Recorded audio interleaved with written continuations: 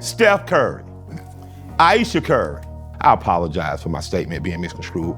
I was just stoned up trying to make a joke out of it. What's on that? It wasn't my damn business, like my wife said. Steph did something that all us brothers with women should do, and that's stand up and defend your woman. No matter, if somebody step on her foot, no matter if they did it or not, man, check and say, hey, man, you didn't say excuse me. So let me say again, Ayesha, Steph, excuse me. I apologize deeply, and I'm searching for your address so I may send y'all some of this Paloma. Y'all may make more love, make beautiful light-skinned babies for us. All my life, been grinding all my life. Sacrifice, hustle paid the price. Want a slice, got to roll the dice, that's why all my life, I've been grinding all my life, look. All my life, been grinding all my life. Sacrifice, hustle paid the price. Want a slice, got to roll the dice, that's why all my life, I've been grinding all my life. Hello, welcome to another episode of Club Shay Shay. I am your host, Shannon Sharpe. I'm also the proprietor of Club Shay Shay. Stopping by for conversation and a drink today is a 4-time Grammy Award-winning rapper, an Emmy Award-winning host, the ultimate hyphenate, a rapper, actor, outspoken social activist, celebrated cultural commentator, and an entrepreneur. He's an advocate for the disenfranchised, a frequent public speaker on politics, race, and equality. He's earned the first ever Billboard Changemaker Award, an influential figure, a respected artist, a decorated veteran MC, an elite wordsmith, a hit maker, an Atlanta icon. He's hip-hop royalty. Here he is, ladies and gentlemen, Killer Mike. Oh, man, I appreciate that, man. But I appreciate you, man. Thank you. We've been trying to make this happen for a minute. I understand that you're very busy, but you took time out of your schedule today to grace my audience with an opportunity to hear you, and I appreciate that. Man, I appreciate you, and let me start by saying congratulations to you and Sterling, man, being the first brothers of that gold coating now. Man, there's gonna be many to come, many after, but boy, only one first. Man. Only one first. And you and your brother being, as a Georgia boy, y'all been heroes to me, mine a very long time. I appreciate that. Yes, sir. Man, I got my own cognac, Killer Mike. I don't know you, but I want to celebrate you. Yeah. I got to celebrate. I mean, a Grammy Award winner, you've been at this thing for a minute. And we're going to talk about this during the interview, but you got your flowers. Yeah. They might have not came when you wanted them to come. But they came. They came. And you got them. Hey, so I'm going to tell you what's cool, man, is I only drink about 4 or 5 times a year. What is one time right here? What you and got? I got a Paloma remix that me and my guy made. Me and LP, I'm one half of Run the Jewels. We made out of a mezcal and grapefruit juice. I want you to try it out. Tell me if you like it. Tell me what this is. What is it? Give it a sip. I don't know what I'm supposed to be drinking. I know I taste grapefruit. You taste grapefruit? Yeah. Well, it's a mezcal in there too. The smokier, heavier taste is a mezcal. Yeah. Comes out of Mexico. His wife's grandmother, his wife would bring him mezcal from Mexico. He fell in love with it. And it chased that yak pretty good too. I'm gonna have a party with that thing, man. It's gonna look good. You got me. There we go. Come on, man. Do something with me, man. Don't act like that. Man, you try to do something for two something. There we go. I don't know how they're gonna go after this one. It started well. Mike, we got to get right into it. Yeah. You got into a little verbal, Oh, no, stop. Hold on, stop. Steph Curry, Ayesha Curry. Boy, my wife done cussed me out. Shay got it. My oldest daughter called me. My youngest daughter called me. My homeboys that played in the NBA called me. And I realized maybe I shouldn't smoke marijuana and get over it. So, Steph, let me say this, because I appreciated you checking it, because it showed me you have a tremendous amount of respect for me. I was trying to say to the comedian, go easy on Steph, and I just typed something stupid. My homegirl, Tesman Figaro, man, our political fighter and activist, she said, bro, you don't understand how this could be misread. And I read it, and I said, damn. So, Steph, let me say, man, since my favorite player ever turned me on to you, Kobe Bean Bryant told me you got to follow. You've heard this story before. You have been my guy. The only time I don't cheer for you is when you playing against the Hawks, because the Hawks are my guys. Shouts out to Ice Trey. But I got to say, first and foremost, Mrs. Ayesha Curry and her husband, Steph, I apologize for my statement being misconstrued. I was just stoned up trying to make a joke out of it. What's on that?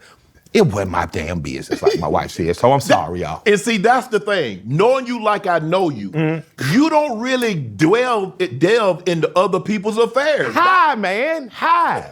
Stoned, man. And the boy made a Glow really joking. I love Glow. Yeah. And I just giggled a little bit, but I was hitting tell me, don't go so hard on my guy, because Steph's my guy. Right. But it read wrong. But I'm gonna tell you something, man. Steph did something that all us brothers with women should do, and that's stand up and defend your woman. No matter if somebody step on her foot, no matter if they did it or not, man, check and say, hey man, you didn't say excuse me. So let me say again, Ayesha, Steph, excuse me. I apologize deeply, and I'm searching for your address so I may send y'all some of this Paloma. Y'all may make more love, make beautiful light-skinned babies for us. Love y'all. You know what? A great transition. You've been married almost 20 years. Yeah. Yeah. But what people don't know probably, maybe your closest friends, you and Shay kept it a secret for damn near a decade. First 9 years, yeah. How did you keep it a secret, and why did you keep it a secret? See, man, it's in the world will ruin some good stuff. If they know about it, they will. Yeah, they will. They'll find rumor, lies, and innuendo. They'll find reason to get in the way. And I wasn't walking the straight path too. Okay. I was crooked as a clothes hanger, but that's not the reason I kept it a secret. I kept it a secret because she was mine. Right. And I didn't want to share her with a gossip sites and opinion. I didn't want to share her with other people thought of our marriage, because it's been very non-traditional at times. I just wanted her to myself. Okay. And in the meanwhile, I had to understand that she as a wife had to share me with the world. And even though my wife's a very beautiful woman, she's very shy. She doesn't really look for attention. That's why, I couldn't tell. Yeah. You probably some mess. She figured you a homeboy. She got right to talking to you. But I didn't know. Man, we got married. It was 3 a.m. We in Las Vegas. A friend of mine who had in a former life been a pimp brought me down. I wasn't doing my best financially. He was like, man, I'll bring down for a couple of grand to the club, just say hello to folks, man. My man TD, man, shouts out. And at 3 a.m, man, it just struck me. I was like, man, I'm supposed to be married to this woman. And I remember writing her a note and drawing something on it saying, if you say yes, we can go do it now. If you say no, I'm gonna go figure out something else to do. And she said yes. And we got up, got a cab. It wasn't even Uber then. We got a cab at 3 a.m, went to one of those drive-through chapels. Really? The cab guy was our witness. We got married by some white woman who I'm sure was a witch. And we started figuring it out. And I have been honored to be her husband. I've been honored to have her as a wife. I appreciate her greatly because she didn't make me stop going to the Blue Flame. She encouraged and went with me. She encouraged me when I wanted to quit rapping, to keep rapping. She encouraged me when I went into business to think bigger, think better, think better. And I'm proud of her. Ozzy Osbourne has a God Bless the Dead, when he talks about Sharon, he has a spiel when he talks about Sharon that says she's my best friend. Sometimes I love her, sometimes I hate her, sometimes I'm envious of her. And I really felt that because those are the truest feelings sometimes when you're married. You don't know how you're gonna feel about each other that day. But I know I made a dedicated choice to her. And we in this thing till it's over. I'm gonna take these off before I start crying about them.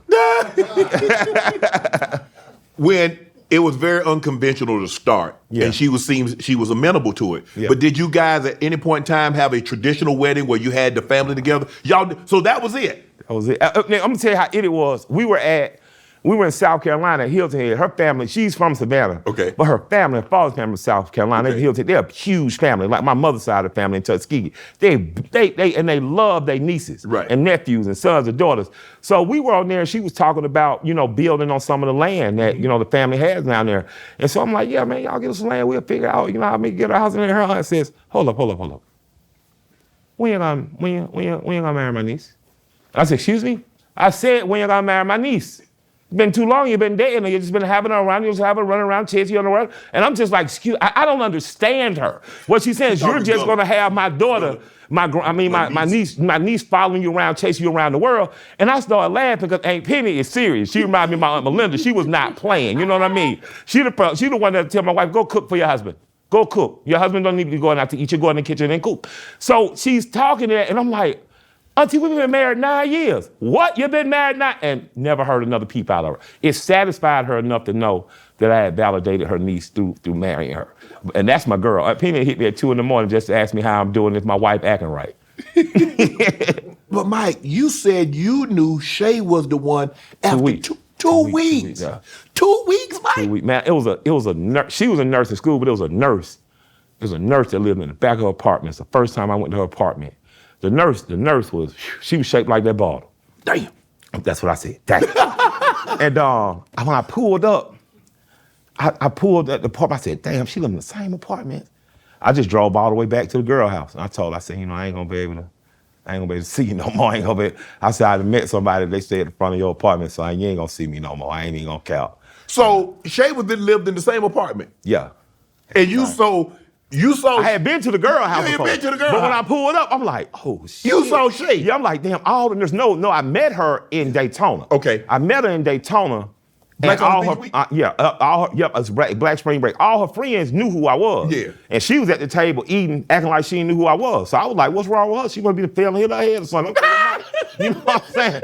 So I went up to a plate and I ate something off a plate and she cussed me out. But like I said, she speak Geechee. I ain't understand what she's saying. I thought she was Jamaican or something. Yeah. But she said I was rude and inconsiderate. I thought too much of myself and I was like, whatever, shut up. And I pushed on, but I saw her some months later at a event at Big Boy's house, where the old Boom Boom Room was. Mm-hmm. And I saw her walk in, and she was with, shouts out to her friends, her guy friends who didn't hate, shouts out to them. But she walked in, and I was struck. I was knocked off my feet. She had beautiful skin glowing, she had freckles. She had been born a natural redhead, I didn't know then, but her hair was just off color, and she had a quirkiness about how she looked. It was just exotic to me. I was just like, man, I gotta talk to this guy. I remembered her, but I was like, man, I gotta talk to this girl. And she saw me and instantly remembered me and hated me and thought I was arrogant and full of myself. And thought you didn't change at all. Yeah, but the PD of the station, man, was a true friend, and that he encouraged her to give me a shot. You know what I mean? And Camouflage, God bless the dead, had died, and he was a common connector. She was a friend of his. Mm-hmm. He was loosely related to me. Right. And she told me she had an obituary for me, and upon trying to get out of there, because there was another girl in the party that I had been with biblically, and I had to get out of there because I was like, if this girl sees me talking to her, this girl's gonna hate. And I was like, I can't have a hate. Like, I denied knowing this girl another 10 years because the girl had told Shay, oh yeah, I know Mike. And I was like, I don't know what in the hell she's talking about. For 10 years, I held that lie. I'm like, nope, I do not know this woman. You know what I mean? Because I wanted my chances to stay alive with her. But when I was leaving, she spoke to me. And I told her, I said, man, you need to take me out to dinner. And, she thought I was arrogant and full of myself, but I ended up taking her to dinner. But I thought she was just amazing. Wow, that's an unbelievable story. Yeah. She's in the building, the girl that you see, and she lived in the back of the building. Shay lives in the front of the building. Yeah. You see Shay, you're like, yeah, I ain't gonna be able to see you. I ain't gonna be able to do it. I ain't gonna, because I was just playing. We were having fun, but I was just like, this other girl, it was something about her. I didn't know at the time she's a Gemini. My sister, when she first met her, said, man, I didn't know if you was in love or just programmed, because she acted so much like my grandmother in the way that she treats human beings and people. She was in nursing school, she generally cared about people. Right. With that said, there was a certain amount of standoffishness about her. So I just wanted to know her more. Right. And she didn't disappoint. It'd be 2, 3 in the morning, me and my partners coming home from strokers. We coming in, she'd get up in the middle of the night, cook shrimp and rice, etouffee. She was like an old lady and a young, fine. She looked like she was supposed to be stripping, getting some tips. But she acted like an old Southern woman. Right. And I fell for it. And then when I realized how intelligent she was, I said, I can't let these Atlanta Negroes get this. They ain't gonna know what to do. They ain't gonna do it right. They ain't gonna do it. I'm gonna do it right. Yeah, and I can remember the moment she was finna go waitress in Jazzy T's, and I said, God. I went and thought. I had to go think. Like you been to all the spots. Yeah. Blue Flame and Jazzy T's. Magic City. Dugan's Magic. All of them, but. We were supposed to go to, we used to go, I used to take her to Jazzy to have a good time and party. And man, she said, I'm gonna go, I need some extra money, I'm finna go, waitress. I just thought, I was like, man, damn, I said, you let that happen, I said, it's finna go crazy, cause I had a girl in Jazzy T's. Yeah! That's what I said. I said, this ain't go, I was like, nah, I got that little bill, don't worry about that, I got it. Since you didn't have a traditional wedding, how much do you think someone should spend on a wedding? They say the average cost is somewhere between $30,000 and $50,000. So by the time the cake and the pictures and the DJ and you get the building, how much do you think is a good amount of money? Let's just say, for the sake of argument, I don't know if you would do it the same way over again, or you would go back, or you'd have a traditional wedding. Maybe Shay would want a traditional wedding. Yeah. Let's just say Mike had a $250,000. Yeah. How much would you spend on a wedding? If she wanted a traditional wedding, she could have one, but I'll tell you, like with Shay, the way her mind works, she'd say, I'm gonna take that money, I'm gonna go put 20% down on a property and develop something. So I would encourage young African Americans in particular, You know, a traditional wedding used to be in your mama's or grandmama's backyard. Yeah. With a very nice dress. So you would give something for the dress and a tuxedo of sorts or just a suit. But you would put that money into investing in something that's going to grow over the next 10, 15 years. So, you know, it's good when you're married and when you're single to have mentors. We have a group of marriage mentors in John Hope Bryant and his wife, Shay. And John preaches to us, just economic integrity. Have some integrity about, don't do what you do just for flash, just for show. So we would honestly, I would say before a traditional marriage, we probably would have invested in something. And that theory proves true because when I remember getting a $60,000 publishing check or a royalty check for rap music and saying to Shay, what are you going to do with it? And she was like, well, we should get a rental property. And that was the first rental property we bought. And we've grown our portfolio. I could have afforded $150,000 Dodge Demon or a Porsche. She was like, no, we should buy these apartments. You've been saying you want apartments. We bought a set of apartments in the Bluff. So my wife, like an old country woman, has constantly deferred our money into investments. So maybe when I'm 67 or something, she'll want a traditional wedding and I give her one. Like my big mama and big daddy in Tuskegee, we have wedding pictures of them and they're adults, they grown. I was so funny seeing my big mama in that wig and that gold dress on, seeing my big daddy dressed up, because I had only ever seen them in overalls. Right. But when they could have done a traditional wedding, they bought just under 40 acres in Tuskegee, Alabama. We still own that land to this day. Wow. And both of their names is on that deed. It was not just my great grandfather's, N.H. Blackman, it's Truzella Mackey Blackman too. So for me and her, we probably would, you give us $35,000, $40,000, we just gonna go find another property to buy and invest in. Wow. And I would encourage young people to do that. You said that you knew that was your soulmate. How different do you believe your life would have been had you not followed your instincts and say, that's my soulmate, let me go? Well, I think she's my twin flame. Like, I think we the same flame, just sparking different kind of coming in. Wow. I've had a lot of soulmates. Like, my children's mothers were at the time that they were in my life, I needed them. I needed the encouragement. Right. They needed me. I've never fallen off from doing my job in terms of co-parenting and being there. So I've had a lot of people who my soul matched with, but there hadn't been anyone that thought from the same place I thought from and moved in the same way that I moved, and they had the same core values and beliefs in the same way. So how would my life have been different? Probably would have been more of an addict, probably would have wasted more time chasing impulse and compulsion of bullshit. Probably would have made a lot more money, but squandered it. You know what I'm saying? So I'm glad that I married her, because I married, like my grandfather did, a woman I can bring my check home to, and the proper investment's gonna get made. Now the money I make on the weekend is mine. You can't tell me what to do with my weekend money. But all that money that comes from that singing and dance on stage, that gets sent to her and it gets taken care of.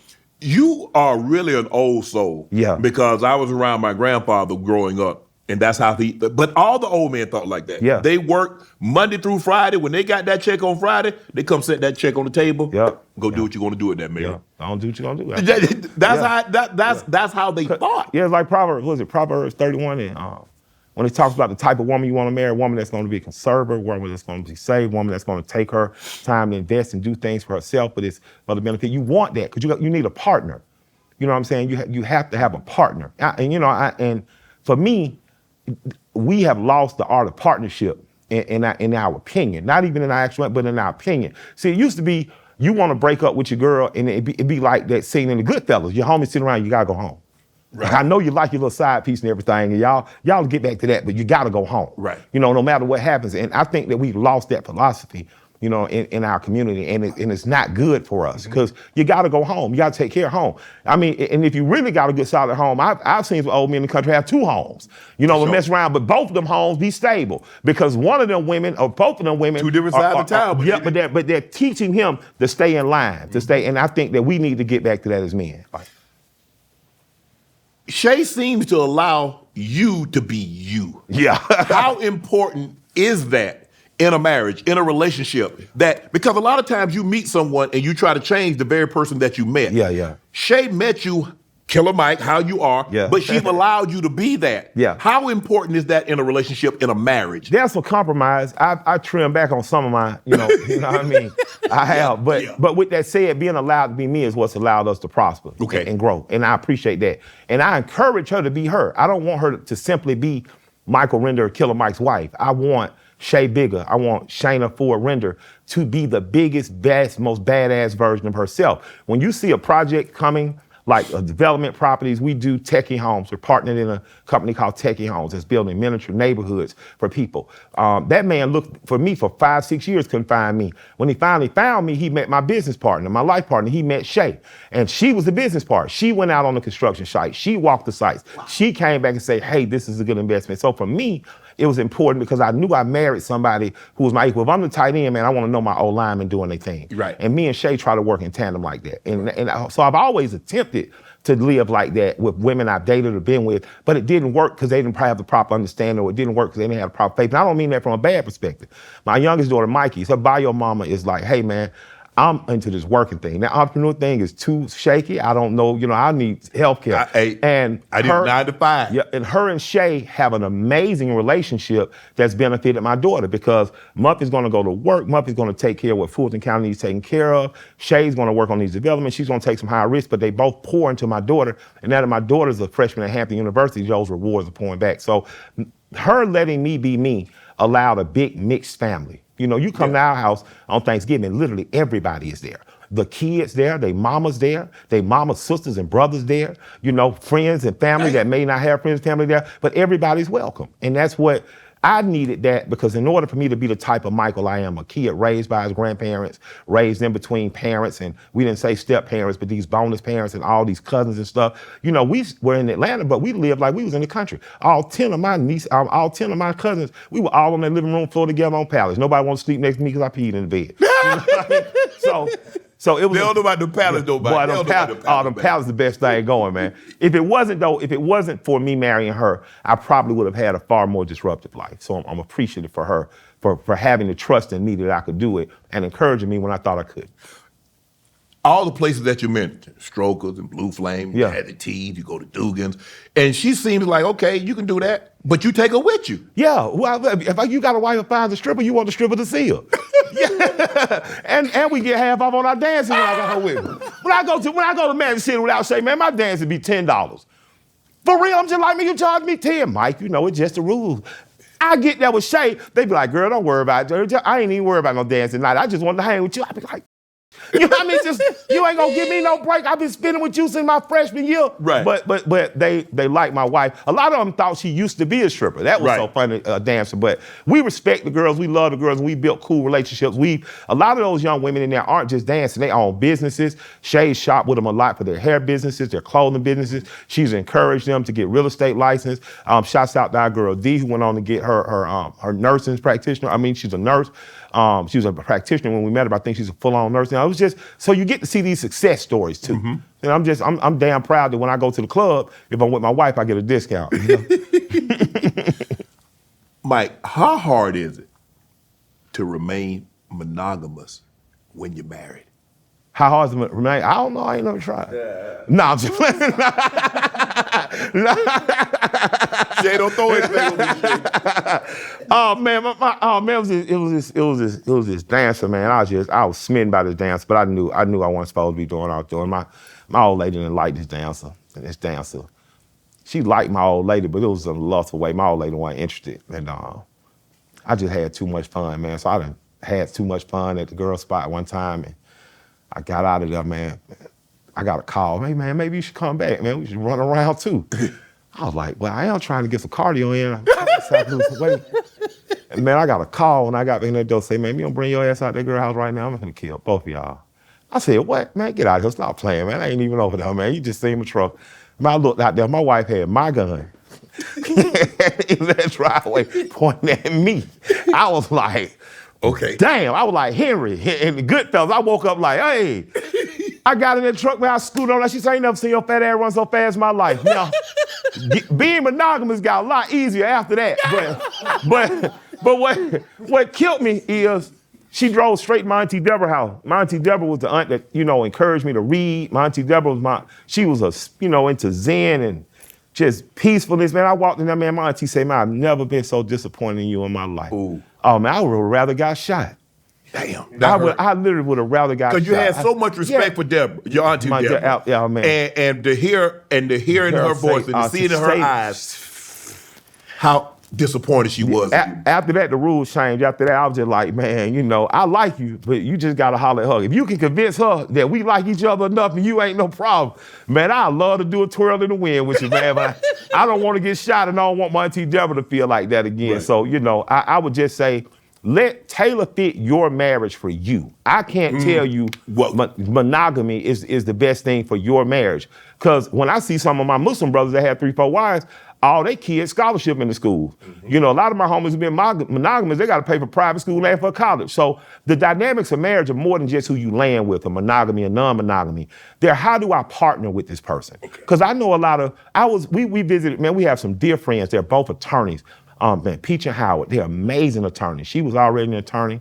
Her husband sold his janitorial business, went on to become an attorney. They just some of them black folks you'd be proud to brag about. But they left me in the garage with the husbands one time. So we down in Tampa and Ybor City's there. They got a nice strip club there. Right. So I'm like, let's go to the strip club. And the guys went, it turned into a slave plantation when you saying Harriet coming. Oh no, I don't know about that, boss. And I was like, man, what's wrong with you? And I was like, your wife don't go to the club. I gave this speech.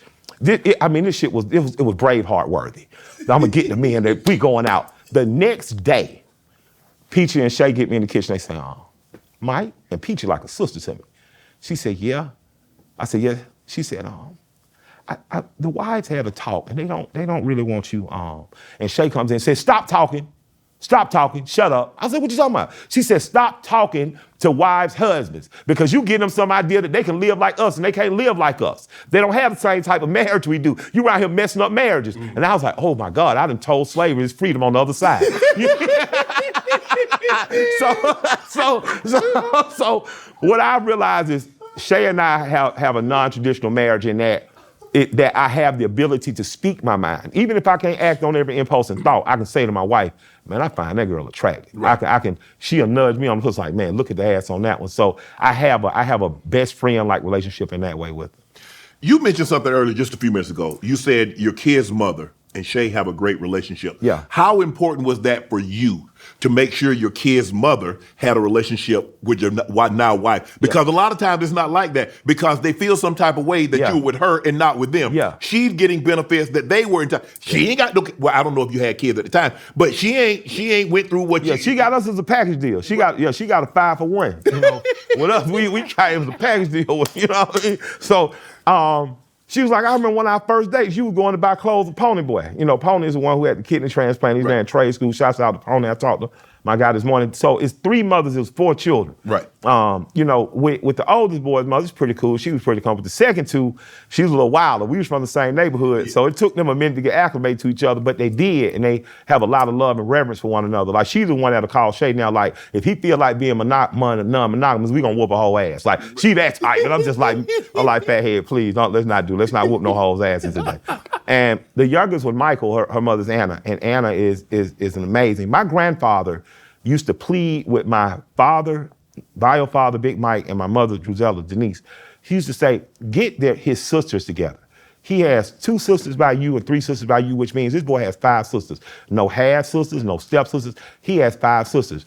And my parents were so young and impassioned that a lot of times they didn't do right in terms of taking that advice. Now that my sisters are adults, they know one another, they talk, they congregate, and they all love their brother and their brother all loves them. And I wanted my children to have that faster. My children have me on a text chain, and they got a whole nother text chain without me, about me. Because even if you don't have the same bio mother and father, biologically, y'all are 50%. Y'all are 50% me. Yeah. That means y'all belong to one another. And I need you guys, I need to know that one day when I die, that those 4 people that's gonna cry are connected beyond me.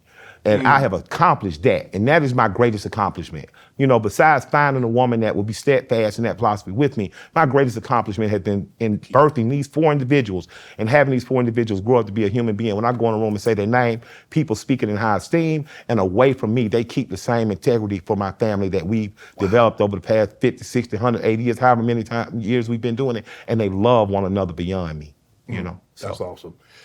You're in business with your wife. A lot of people are like, man, hey, keep wife, but business, keep that over here. Yeah. Because she knows everything. So it's not like you can hide something because she knows she's reading all the documentation also. Yeah. She knows where all the money is. She knows the safe deposit box. She knows the shoe box, the mattress, and all that.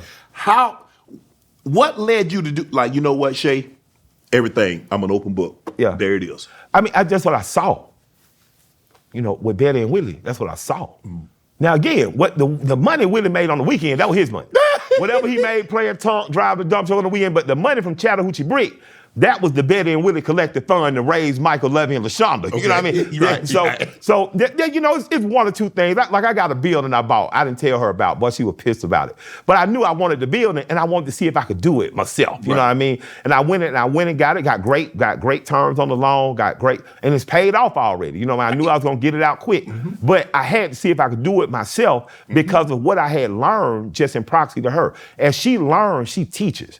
What she learned about development, she taught me. I'm running around trying to learn lyrics and learn lines, but she makes sure I understand. You know, shouts out to my man Booker T on of Tech and Homes and somebody who's been a part of wisdom on us. Shouts out, you know, to my man Patrick who's giving wisdom to us. Shout out to John Hope Bryant who's giving wisdom.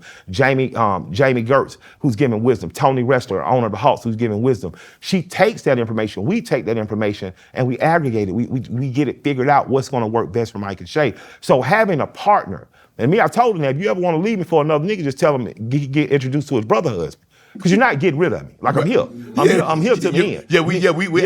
We'll package these. What we getting her for her birthday, brother husband? you know what I'm saying? I'm locked in with her like that. You know, and I trust her implicitly. I woke up exhausted and dehydrated in a hospital. I had blinked out and didn't even know what was wrong. I woke up and there she was. And I went to sleep and I woke up and there she was. And I went to sleep and I woke up and there she was. She wouldn't leave my side at the hospital. She wouldn't leave. My dad come up, I gotta watch him now, I'm straight. She didn't leave till I left. I remember we left, she was smoking a joint playing Kings of Leon. You know what I mean? Yes. And I appreciated it for that, and I understood the depth of what my grandparents had with that. You know, every time Willie Burke went fishing, he didn't come back with no fish. But he came back with the same love and adoration for Betty. And that's what I saw. So that's what I emulate, you know, and I have a partner. I don't just have a wife, you know. What happens when she wants to do a property, you don't agree? You want to do a property, she doesn't agree. Yeah. How do you resolve disagreement? We talk, we argue. I mean, we had disagreements that lasted months. we had philosophies where we still stand on different sides. You know, for me, man, you know, I practiced Islam for a few years. I was like, you know, I could technically have 4 wives. And she was like, nigga, I'm gonna move in my house. I hope you and the hoes be okay. You know what I mean? So, boy, Shay body for real. But I don't have to hide the fact that from a philosophical standpoint, I do think you can have more than one wife. Right. But that's a much more freeing relationship than one where I got to sit in the garage and not go to the strip club in Ybor City. Right. You know what I'm saying? So for me, I found a partner in that I can openly communicate, agree, and disagree with. And she can with me. So there's certain things, my wife told me, man, she said, I want to get a bed and breakfast. And I was young in my career, had a little more money at that time, and I was arrogant. I'm just like, I want a bed and breakfast. I stay in Marriott's, you know, talking like Pimp C to myself in the mirror. And what exploded right after that? Bed and breakfast, right in Savannah, Georgia. And I came back and told her, I said, I'm sorry. I said I was wrong.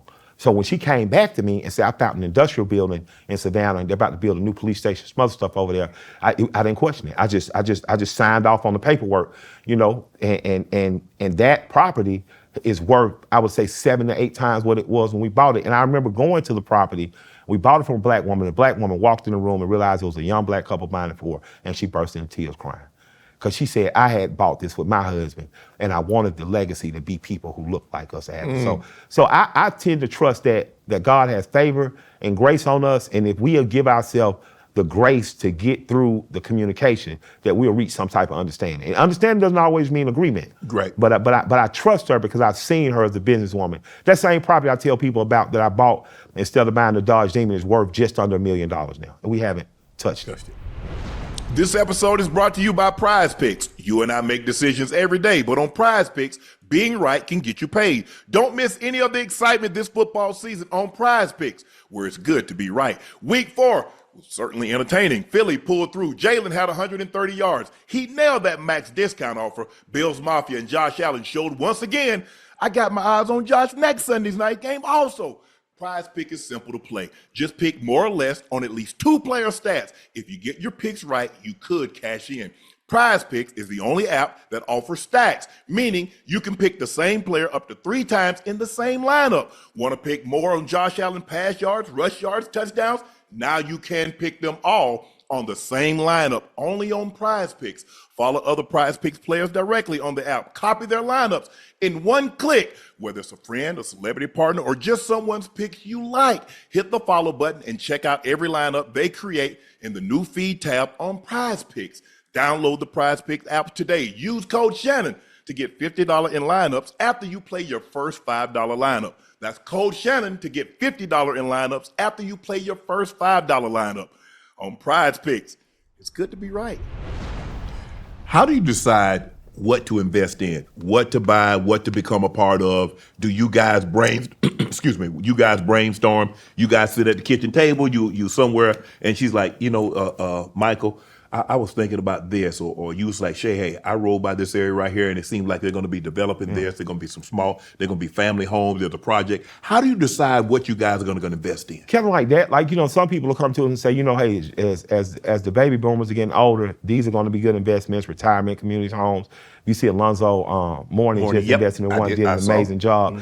T.I. knew affordable housing was a big thing in Atlanta, so he built 140 some odd units right at the old Kmart. He bought the old Kmart and developed those. We talked about it all. We knew that, I look at, my heroes were people like the working men that worked at the Longshoremen in Savannah, the working men that worked at Chattahoochee Brick like my grandfather.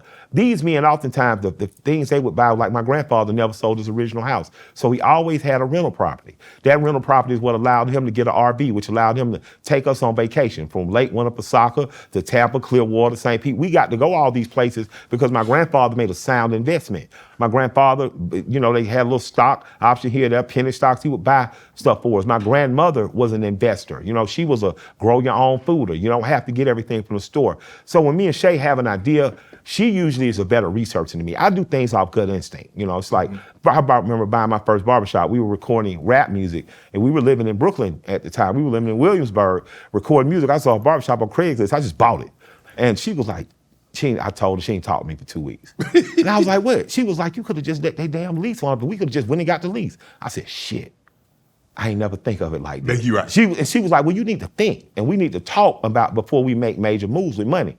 I didn't make another major move with money for another probably 15, 16 years, because I understood that the importance of having my partner. You get Warren Buffett, but a lot of people don't know who Charlie Munger is. You don't get Dr. King without having Coretta Scott. You need a partner. You need a partner. So for me, I needed someone who thought practically, who was instinctively conservative with a dollar, and the universe gave me that in her. What she needed was a dreamer, a believer, and someone who wasn't afraid to think as big as she is. Because, owning 1, 2, 3, 10, 20 rental properties is one thing, but when you get into development, and she stepped into development, Bankhead Seafood is a restaurant that T.I. and I bought from a lady named Miss Helen Hart. It was a hole in the wall. Great fried fish, great shrimp, and the world's best hush puppy. When we reopened that business, it opened as a sit-down restaurant. We've having some repairs done on it now. We're reopening in a matter of weeks, which I'm very proud about.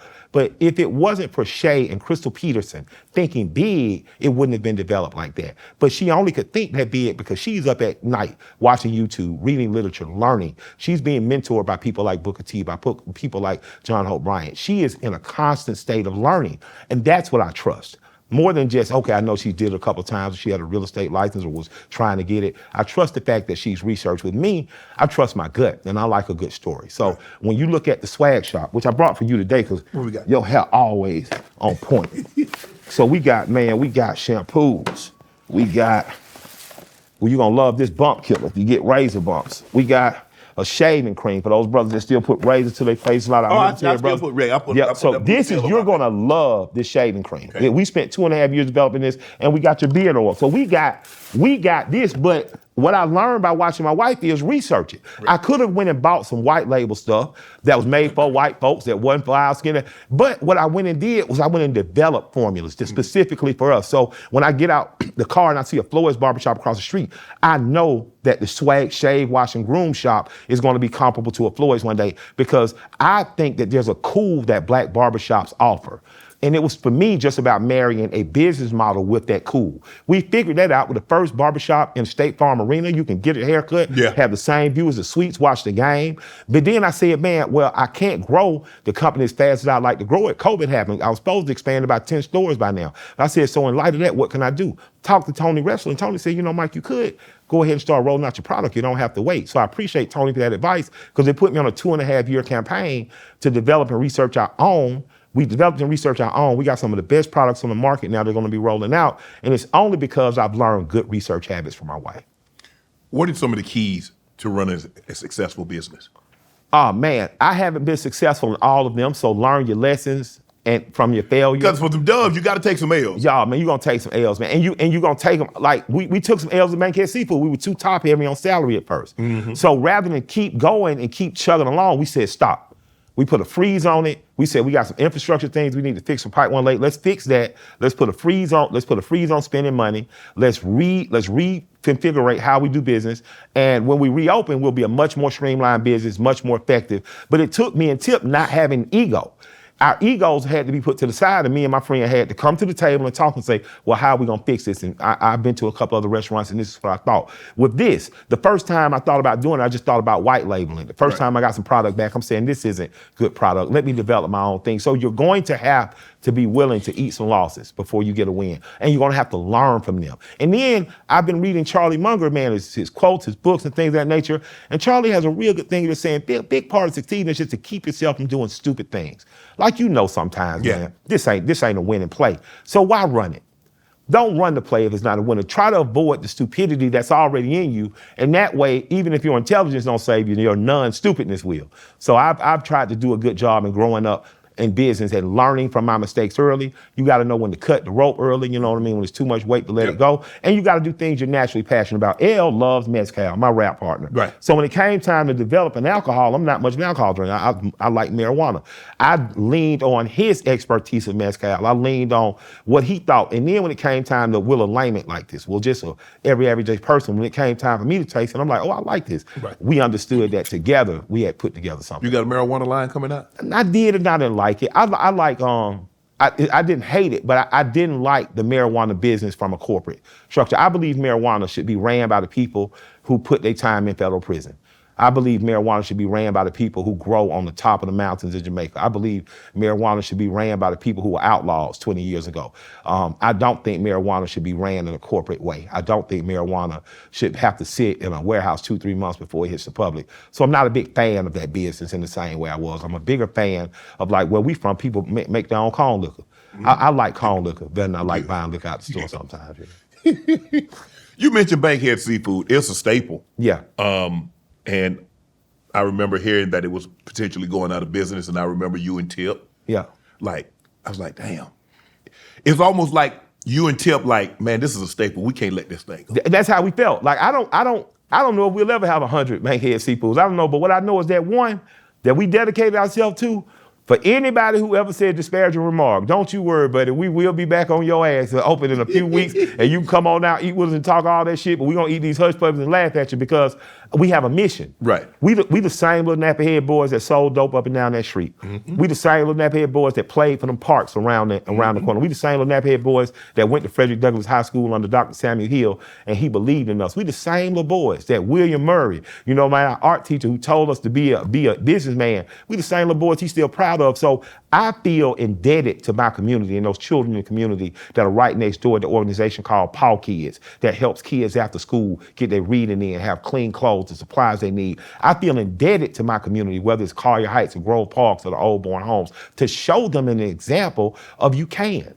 You know, to show them that you can, you must, you will. And the biggest way we can do that is by keeping that restaurant and those recipes alive. We got better seating now. You got a rooftop. You can smoke your cigars on the rooftop if you want to and look out at Bankhead. So you expanded it? Yes, we did. That's why I say Shay developed it. We tore down the old building. We had to keep one legacy wall.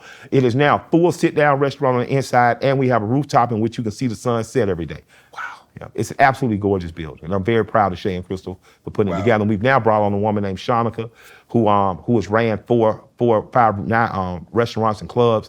She helped us understand what we were doing wrong and getting it right. Rest in peace to OG Mike, who had helped Tip with Trap City. He just died, but he gave us some valuable advice. Brother Waleed, whose family started the Fish Supreme franchise down there, and his dad was a part of the Olympics in terms of feeding the Olympians in '96.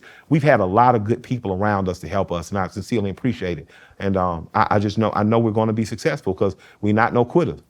You know what? I was wondering, how difficult is it, and maybe it's not as difficult as it would appear, to take advice? You're like, because a lot of times you're like, man, I know what I know what I did wrong. I know what I'm doing, bro. How difficult is it, like you said, you and Tip swallowed your ego. Yeah. But how difficult is that, Mike? Because you've had success in other areas. Yeah. And so when somebody tries to tell you something, you're like, well, you're not successful, so why am I going to listen to you? I'd have had that. Listen, man, it's hard. It's hard not to get in your own way. And even if you feel like you know, listening don't cost you nothing. Right. Listen, but not listening might cost you. Might cost you everything. You know what I'm saying? But listening don't cost you nothing. I can listen. I've had better advice on not becoming an addict by addicts than I have by people who've been non-addicts. Wow. This is what I'm saying. I've had better advice from addicts on how not to become an addict than I've had from non-addicts, because addicts understand addiction. They can see it in you early. Fat boy, your ego getting too big. You liking that too much. You're gonna mess around and you're gonna lose everything at the crib because you're hanging in the club too much. You have to take advice. I remember my grandfather would say, the world gonna learn you, boy. And man, when you hear that, you's like, oh my God, he tired of talking to me. When your grandparents say you're in the South, hey man, the world gonna learn you. Or the world can learn you better than I can. That means I poured. The world will teach. Hey, they show you better than I can. And they didn't say teach. They said learn. Because you're gonna learn the lesson. You gonna learn that lesson. When you sitting there on your ass, broke as a joke, you can't call. You ain't got nobody to call because ain't nobody gonna answer that phone and speak. Man, man, oh man, the world done learned me something. I get it now. So for me, it's my ego oftentimes wants to jump up because I like to argue. I love to argue. But I'm gonna go sit by myself and I'm gonna think through what you're saying. Because I appreciate you even caring enough to impart any wisdom. Even if your wisdom is doubt, I can accept it because, like I told Tip, I said, when we come back now, I said, I just saved all the messages where people say this is where we messed up, this is where we going. I say, now, I'm gonna let them know this is what we fixed. Now I expect to see your ass in here buying some fish. Don't give me no advice, don't come buy no fish, no hush puppies. We trying to be the new Carrie Hilliards. What are you trying to play? Okay, you know about that kid? Yeah. Man, that fried chicken, woo, Lord. Find that Lois. How did Shay help you when you're at your absolute lowest? And really the only person you could turn to was probably her. Yeah, man, it's so, she was talking to one of my ex-girlfriends from high school. We had lived together. And she had told Shay, she said, I remember a time where, I thought we couldn't pay rent. I thought we was on our ass, bro. She said, Mike started laughing and walked to the closet and pulled out a few $1,000s and said, girl, we ain't never broke. I'm always be a saver. Yeah. So even from my time from running around in the streets, trying to be a half-ass drug dealer and shit, my mother Denise taught me the importance of conserving, of having something and tuck and then hide. My so to fall back you on. got to. So instinctively, I'm like that. But with that said, there can be times where, as a man, you allow yourself to be stretched too thin. All four of your kids need something at one time. With my businesses, I like old cars too much, so I tend to buy too many old cars. And with that business, with certain businesses I put so much passion into, that passion oftentimes will lead to a cash deficit. That's why I empathize and sympathize when people be saying, hey man, I get dame.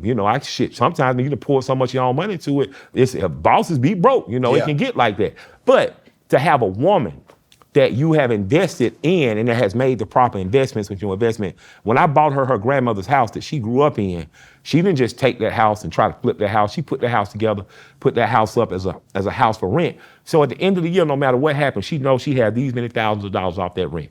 When I bought a house off one of my comedian homeboys and he taught me about pad split and we started using pad split, I don't ask her about that money. I just know, man, there's been times I've been tight and I needed $50, $60, $70,000. And she said, well, shit, I got it. I'm just like, well, you get it. You got another husband?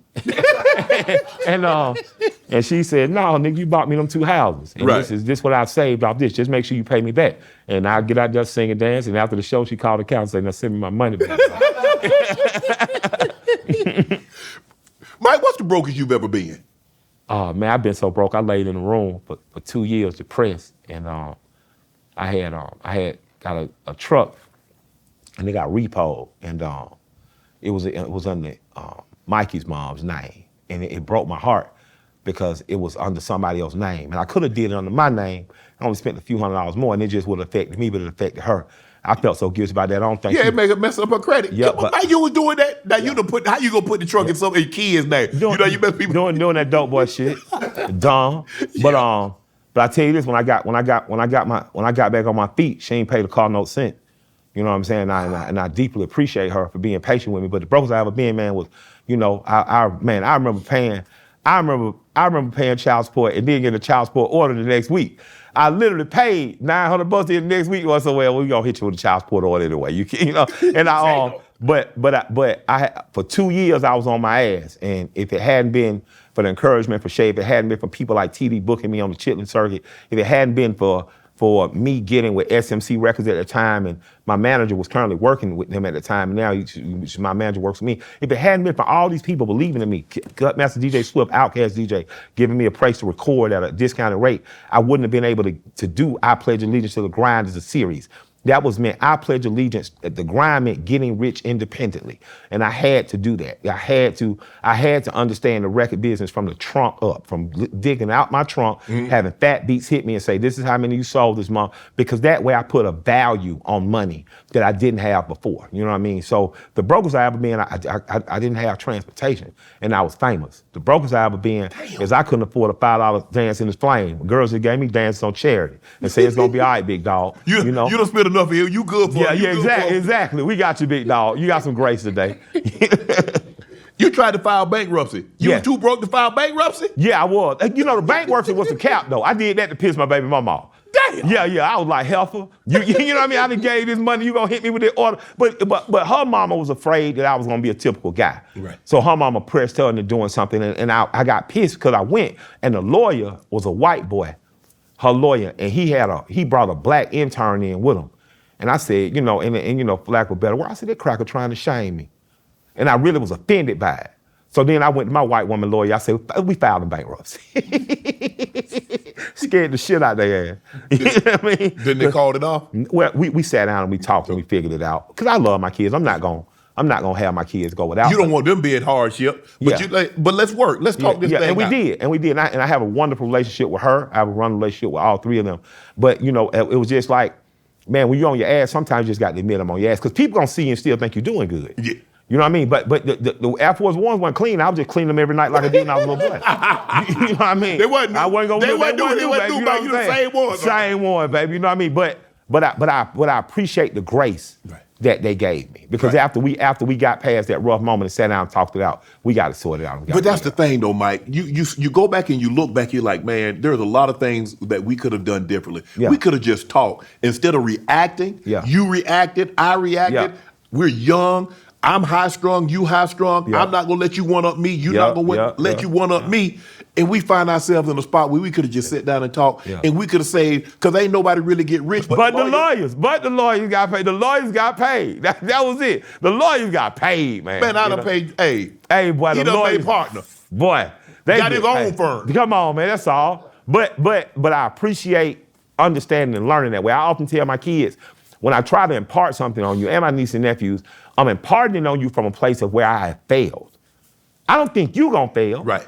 I'm just telling you where I failed, and I don't want to see. I see further down the road because I done made that mistake. I done been further down the road. That's all. As the word E40 said, I've been your age. You never been mine. Hey, well, that's some old folk wisdom right there. Hey. And you put the guardrails up where there could potentially be a problem. Yep. I put guardrails up there so you won't have those problems. Just listen. Like, people intentionally, they get this wrong. God bless the black bourgeoisie. I went to Morehouse, greatest black college for men in the world. I understand the concept of the Jackson Jills, and I get what higher education will do for us. But don't forget, Tuskegee University was built with the hands of the students who went there. The students who went on to become doctors, lawyers, engineers made the bricks that formed the buildings. I just spoke at Tuskegee a few weeks ago, and I got a chance to see the bricks and see the thumbprints in them. And I want to remind people that our young men, if they aren't going to go to college, they need to be going to seek trades. So I said something publicly. I said, if a young man, between, say, let's say ages 14, 24, is to get a girl pregnant, that girl's going to receive WIC or some type of government underwriting or funding. I said, let's make it so that the boys don't owe that first 2 years back. Now, people tried to make it like, interpret it like, you want to take girls, the government assistance they get. I'm like, no, dummy. I would like to add, I would like to say, if the girls are going to get this government assistance, let's require it that the boys have to go to some type of trade schools too.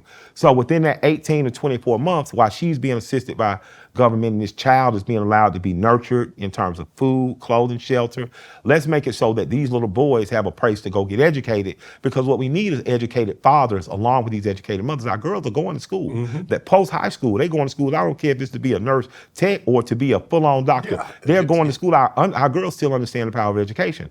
We need to make so the United States government will underwrite our boys. That first, whether it's be 18 months, 24 months, you got to go get a trade, young man. And if you get this trade, then we not going to charge you back them 2 years, that first 2 years. Because they're going to get their money now. They're going to get their money. but if you got, my friend, I remember he got his passport. He could have went through the roof. But that was after years of being a dad and having to go through the court system and not being allowed to travel. So I want to see us as a people, whether y'all married or not. I like it so if you get married and you get a trade, you get a bonus. You get a lower interest loan on wherever you want a house. Right. But I think that as black people, we're going to have to sit down with one another outside of government and government resources, and we're going to have to come up with some new terms and conditions for what to do. Once these babies get pregnant, because it's both pregnant, the boy and the girl, these families going to have to start getting together and say, well, what's the plan for them?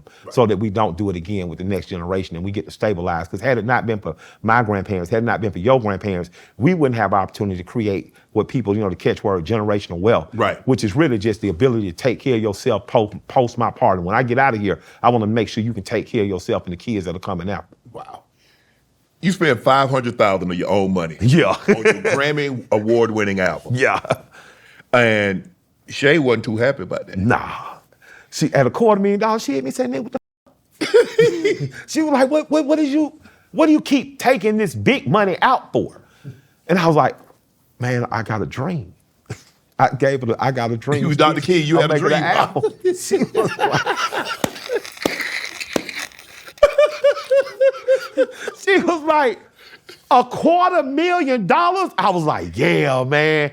And we're gonna have to probably spend a little more because Dion, No ID, lives in LA, so we're gonna have to go out there. So yeah, man, I did, and I was proud to have done it, but had I known what I know now, I wouldn't have spent that much money. I would have, shouts out to Cuz Lightyear, A&R, shouts out to Will, my manager and business partner. I wouldn't have been so free with it, but I needed to do it because the gamble paid off. Right. I walked away with 3 Grammys, walked out of getting locked up after Grammys, walked out a folk hero while I walked in a musician. So it's paid off, and then when it came around this time, the record company was calling me, said, hey, we got some money to give you to record another record. We don't even want you to spend your money. We got some money for you. You're like, okay. So it was that and plus. So I was like, okay, I got you. This is really a partnership. But I'll tell you a time that I understood how important her mind was to me, and that was when my accountant called me and said, hey man, I don't know if Shay's getting ready to divorce you, but I mean, she's taking out like 80 grand. And I'm just like, 80 grand? I mean, but she's done it several times. And I'm like, and he's a small, he's a small Jewish guy, man. And he gets a little nervous and antsy, and I'm just like, Robert, just calm down, man. I said, I'll talk to her, I'll see what it's about. And she said, that he talked too goddamn much. I was trying to surprise you. I've been developing these houses, and she had developed a few of our properties that were then on the market, of course, for rent. And he was a for a while, for a few days around there. But you appreciate it because he was like, hey. But I knew that she wasn't a squanderer. Right. Now she could spend 3 hours in everything the same store, and buy that shit out. So we land in London, she going to the mall. We land in LA, she going to the mall. But she is a woman that is constantly thinking of ways to invest and turn a dollar, and I appreciate that about her. Right. So I've trusted her, and I appreciate her for trusting me in terms of Michael, because Michael really was a gamble. Right. Spending $500,000 of your own money is not what you should be doing. You know what I mean? So what did you learn? What did you learn from that? I learned that once you prove to the record company that I'm willing to do it myself and I can do it, they're a lot more free flowing on the other side with the budget. because they know you've already took the gamble and invested in yourself. They know how much your investment, based on the prior investment, they know how much a return they can expect on this investment. So they're going to not only invest in you, they're going to invest in you and bump you up some because they want to further the investment. They want you to grow. You got a lot of criticism because you beat some heavy hitters that night. Yeah. You got a lot of critics like, man, that record wasn't that good. It wasn't better than Travis Scott. It wasn't better than this. Shouts out to Travis. Shouts out to Nas. Shouts out to Metro. Like, well, damn. Yeah. So I done lost something. So, nigga, I won. That's it. You know, that's it. They put Travis in a position where they tried to get him to diss me. He came with some light bars. It was cute. You know, I appreciated it. Right. That shit was funny. But this the same kid that I had saw at South by Southwest, and I remember telling Sway, like, don't try to push him to be no freestyle artist on it. This kid's just good. He's entertaining. I like Travis Scott. I take my kids to see him. He's entertaining the shit. I like the comic book like imagery he has. I like him a lot. But you know, with that said, like I'm a MC. Right. Like I'm not here to play with you. You like brought the top I'm with sure you. it's a lot of people you love in the league. But when Denver played them, when Baltimore played them, hey man, I'm here to win. Yeah, so I really about that. Yeah, if you a Travis Scott fan and one of the ones that disparaging me, I don't give a damn, nigga. I walk down. I still got them grams. I wake up every day, kiss. You know. What you gonna do? You know, I mean, nigga can't out rap me. That's just what it is. Like, but that's not to say I'm not entertained. I don't like him. That's just to say when the game is on, I'm there to win. I don't care how old I am or how many gray hairs I got. This is all I ever wanted to do. So I'm not going to feel bad about being a winner because I put $500,000 of my own money into it. I've given my life since I was 9 years old to this. You know, I've given 40 years of my life, over 40 years of my life to this. So I can't feel bad about when you get it, because when you ask God for something, be prepared for everything that comes with it. Right. When you ask God, I want to be a winner, you know next year they're gonna come for you harder. When you win a Super Bowl, boy, the hardest thing to overcome, I would imagine, is laziness. Yes. Because, man, I done won. I want to chill. I don't want to do like Jerry Rice and run them hills. I don't want to be like Shannon and get out there and condition myself. Yeah. So my thing is, with everything I asked for to come with the win, I got. Right. And with that, I accept it all and I appreciate it. So when I get back in the studio and work my ass off for the next 120 days, when I come out on the other side, I'm coming back to whoop ass again. I don't give a shit who's in the category. Did you, I think Kai had said something on the stream. You ever talked to Kai? I have not talked to Kai. I think we may have passed each other at a wrestling event. I may have said hello, you may have said hello. But I bet you that nigga know who I am now. I know who you are. Congratulations, too, on that. I think it's Time Magazine cover. Congratulations, Kai. Yeah. Congratulations. You're doing unbelievable. Yeah. I'm cheering for all you niggas. Even you little niggas don't like me, I'm cheering for you niggas. Because I don't want you in Fulton County begging nobody for nothing, being nobody's girlfriend. You know what I mean? So, you know, I don't give a shit. I don't give a damn how you feel. Because I got mine. Right. The old people you say something to South, I got mine. You got to get yours. You gotta yeah, get so I'm good. Everything I've ever wanted, I got. I got a wife shaped like a strip. I got all fast muscle cars. I got some German cars in there. Yeah. My house paid for. My warehouses and buildings paid for. I can sit back, take a month off, and live off the rents that I charge people. I am rich. I'm as rich as I ever been. So I'm fine. I'm not Jay-Z rich, not billionaire rich, but boy, for an old country boy. Oh man, you got more than you ever thought you had. Oh boy, everything. But you don't know, only thing I'm missing now is a couple hundred acres somewhere in West Georgia, my own lake, and a compound for my sisters to live on with me. And that's soon coming. So y'all, no matter what you say about me, what you try to do or throw at me, I don't give a damn. Don't matter to me. I'm good. The Barbs were mad at you, not Nicki, but the Barbs, which is Nicki fan base. I love Nicki too. She my Why would they? I mean, it's not. I didn't even know they were mad because my daughter's a Barb, Anaya, so she protected me. I think she was my advocate on Clubhouse or whatever for that. But I want to say, man, I think it's a bit of an insult to call her one of the best female MCs. Nicki is just one of the best MCs in the world. So just shouts out to Nicki. Love you to death, girl. You absolutely amazing. But that night, this is the highest you've ever been musically. Yeah. And something happened. Yeah. Walk us through, because you in we in the house, you got the Grammy, you nominated for all these awards. You don't know. And when people's like, hey, I'm just glad I'm nominated. I don't care if I win or not. That's a lie. Good job. Count, man. You nominated, you want to win, man. That's like I'm playing the game. Well, I'm just at the Super Bowl. If I don't win, I'm okay. Nah, bro, I'm trying to win this game. Because I don't know if and when I'll ever get back. Absolutely. You're so high. And then that unfortunate incident happened. Can you walk us through that night? Well, I mean, we were told to go places by different people, but we didn't have one person just to walk us through. I think now that they do it differently now. But we kind of got dropped off at the ticketing place. We showed our tickets. We went through. It was alleged that somebody with me didn't have a ticket, but we were ticketed. My publicist was walking me to the red carpet. It was raining outside, so we were trying to walk it through. We were told we couldn't go. We didn't understand what was happening. Next thing you know, we were being told that we were going to be detained. We were detained, and I'm headed to jail. By the time they get me, I'm in the holding cell. Now, my wife Shay had wanted to bring the kids out. And I was like, nah, for whatever reason, I don't want to bring the kids out. Wow. What I didn't know is the next day my son would receive an emergency kidney out of nowhere.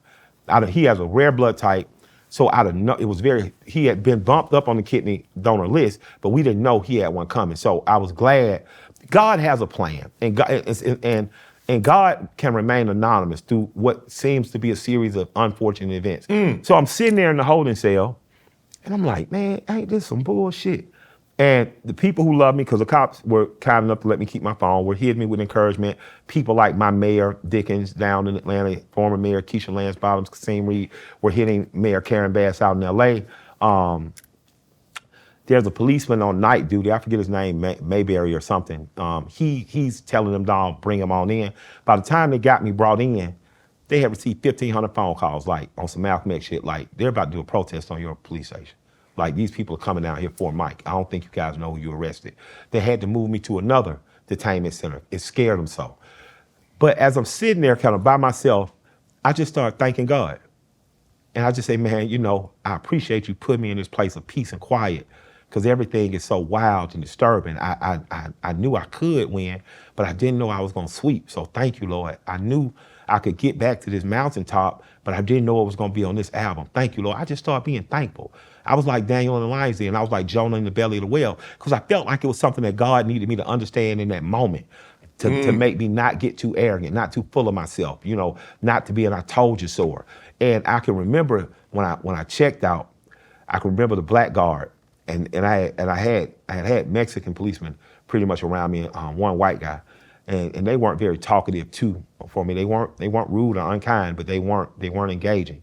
And it ain't like Atlanta. You get a lot of them Atlanta police. Nigga, I went to school with you, nigga. Down. But he said, now, Mike, we don't want to see you come back. I said, you ain't got to worry about that. He said, good. And I walked out, and it was like a movie. I saw Shay standing in the rain. I saw my lawyer, Elliot, standing in the rain. Will was in the car in the rain. It was like the end of a movie. And I thought that was the very end of the movie, that this beautiful romantic set of me, this woman who I love, my lawyer, the people who care about me there. And then I woke up the next morning after because I still went out and partied. I still went out and partied with Tom Wiley and Ryan, his son, and Tom Wiley, who discovered Tupac. Right. He owns the parent company to Loma Vista, the company I partner with. Man, we still went out and had a great time at, I think it was Peterson Automotive Museum, and had a great night. Oh man, it was a great night. Jesus Christ.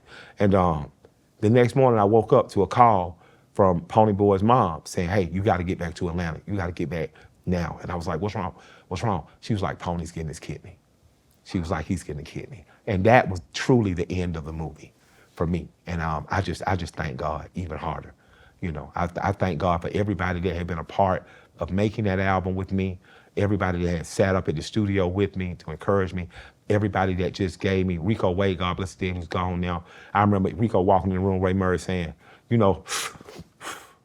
this album got to be as cohesive as the Chronic, and it got to be Southern. And he just left.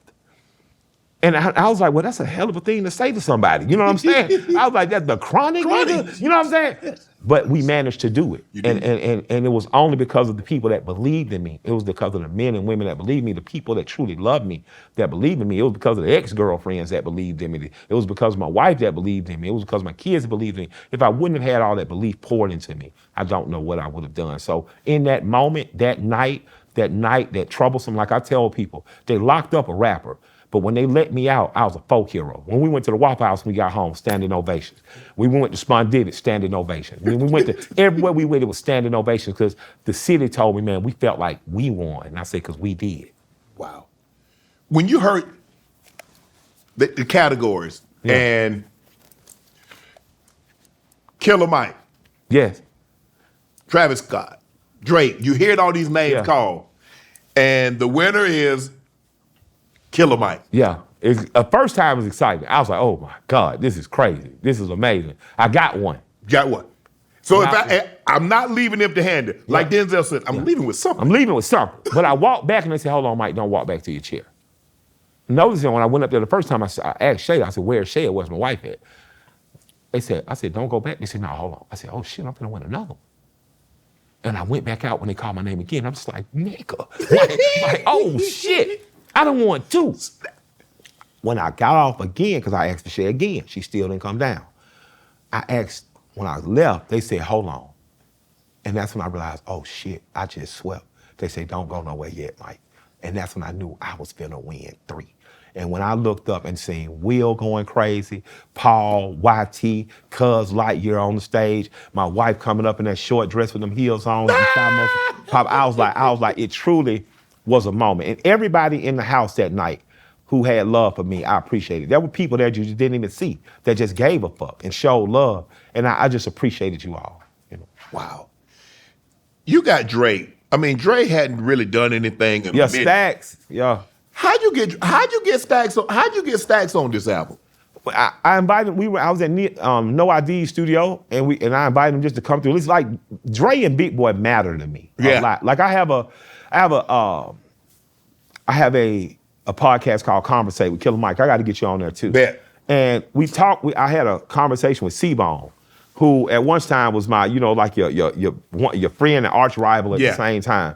Because C-Bone was very loyal and dedicated to Big and seeing what Big Boy wanted to see happen. And Dre and Big, at the time, Dre had decided, I'm gonna leave rap and I'm going to pursue acting, pursue fashion.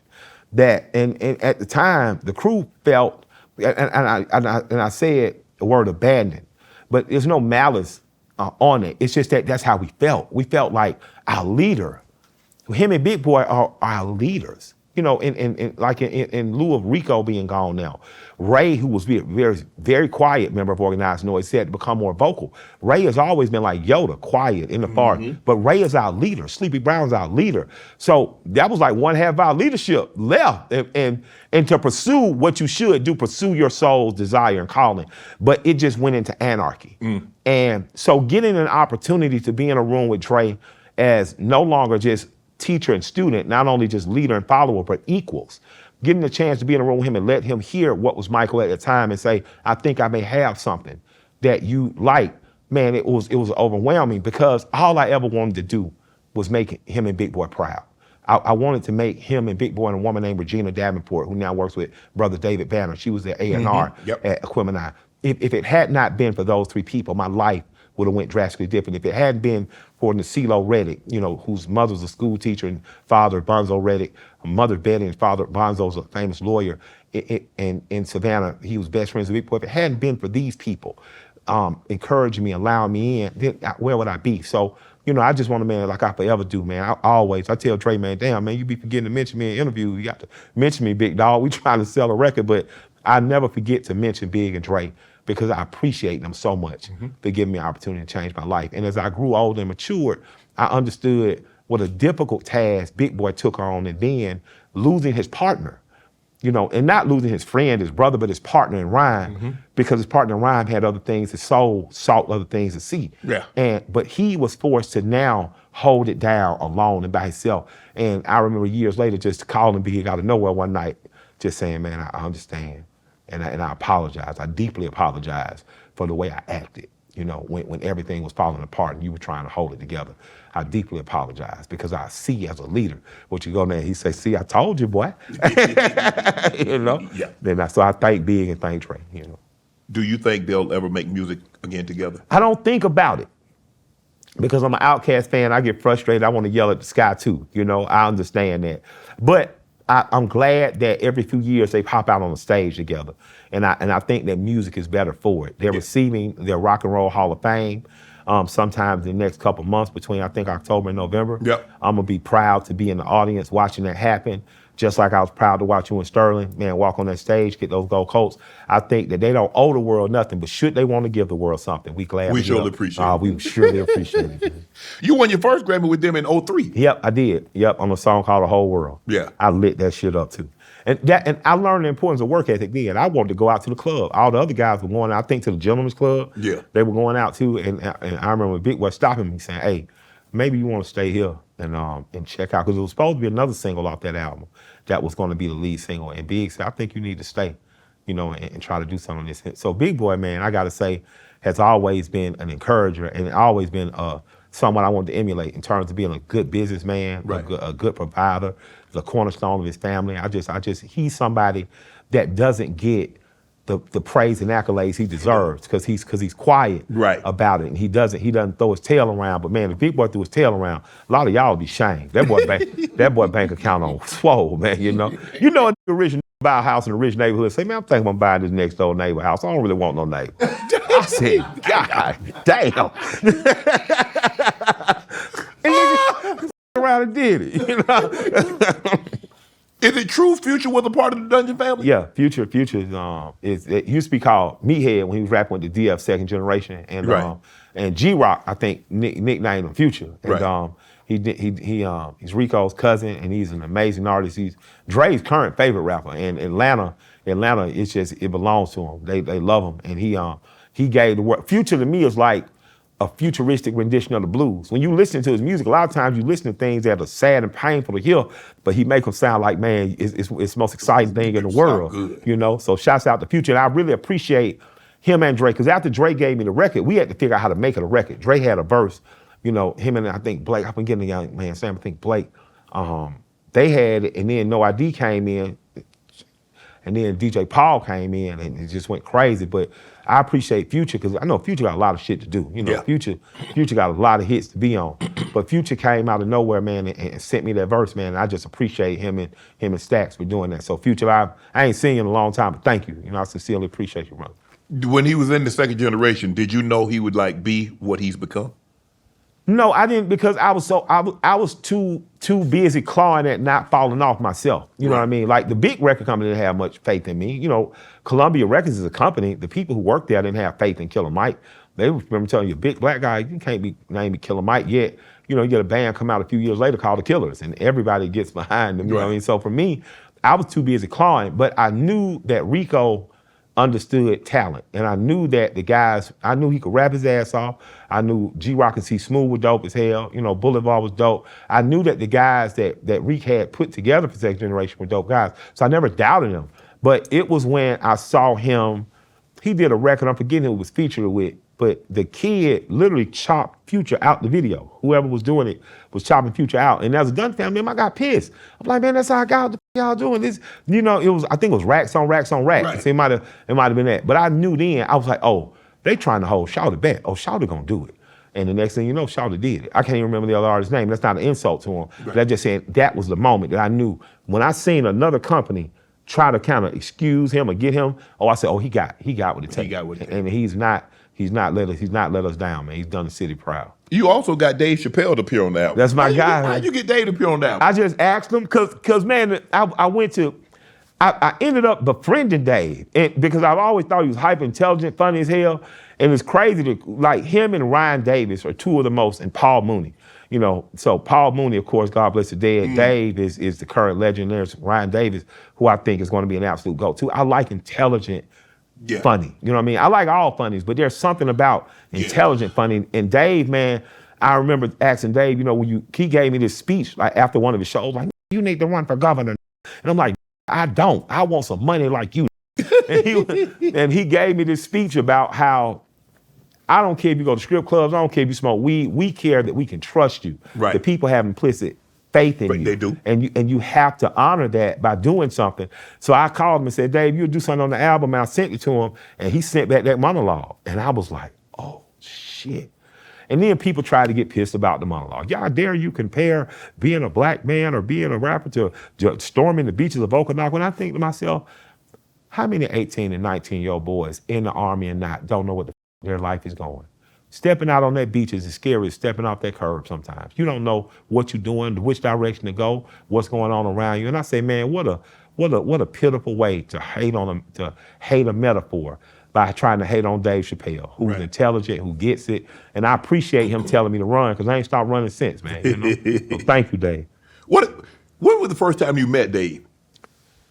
First time I met Dave had me on the show, the Chappelle show. Okay. First season, when everybody was like, your name's Killer Mike. We're not booking Killer Mike. And Dave was like, I'll book him. And had me come to a boxing gym in Brooklyn. And me and my man, Gigi McGee, who just got his X in the Nation of Islam, shouts out to Gerard X now, man. I'm very proud of you. We went up there, man, and we performed action. And Dave was jumping around. He was skinny as a prick. And I have been a fan of since then, but in the last 4 years, really built a solid friendship with him. You took him to the Flame. Took him to the Flame. And Bill Maher. And that's how we toured together. At the end of the night, he puts his arm around me. He says, Mike, we should go on tour. And I was like, don't play with me. I have my white folks call your white folks in the morning. We'll get the shit together. And the next morning, I called my white folks. They said, Dave's white folks already called us. You guys are going on tour. Wow. And it happened. That's how it happened. And the Flame. I owe a lot to the Flame. Shouts out to Michael and Jackie Cato. The food good at the Flame? No, the food is the best at the Flame. Let me give y'all this, man. Atlanta is one of the places where not only do you have black strip clubs, they're black owned. Yeah. So when you start talking about Club Rain now, I think rebranded Follies, you start talking about Peaches, you start talking about Magic City, start talking about The Flame. You're Candyland Candyland with 2 Chainz, shouts out to Dre over there. Those are clubs that are Follies reopened? Yeah, well, Follies' name is now Rain over on Moreland, which used to be, now they're... They used to be on what you call them too, the highway. Yeah, but it's gone now. So that one had to close, so I think that they're just doing a licensing deal. Oh, okay. But I don't know why I knew that. Yeah, but these places got great food. So if you want the best wings, a lot of people gonna tell you Magic City, and I love Magic City wings, but I'm from the West Side. Yeah. But the West Side wings at that Flame, boy, woo. I'm gonna have to check the Flame. And they got, you gotta let me take you. And I'm gonna tell you the secret. Day shift. Day shift? Day shift. Okay. Day shift got them all natural bodies, and them girls got. I'm going for the food. That's all I want. That's all. Respect. Work respect. with me. We're gonna go for the food. Okay. Yeah. Jordan got the schedule. We'll be there. Let's do it. Would you consider, because you're so versed, because you're so well read, because you know the history of this country and you understand what our people are going through, would you ever consider running for political office?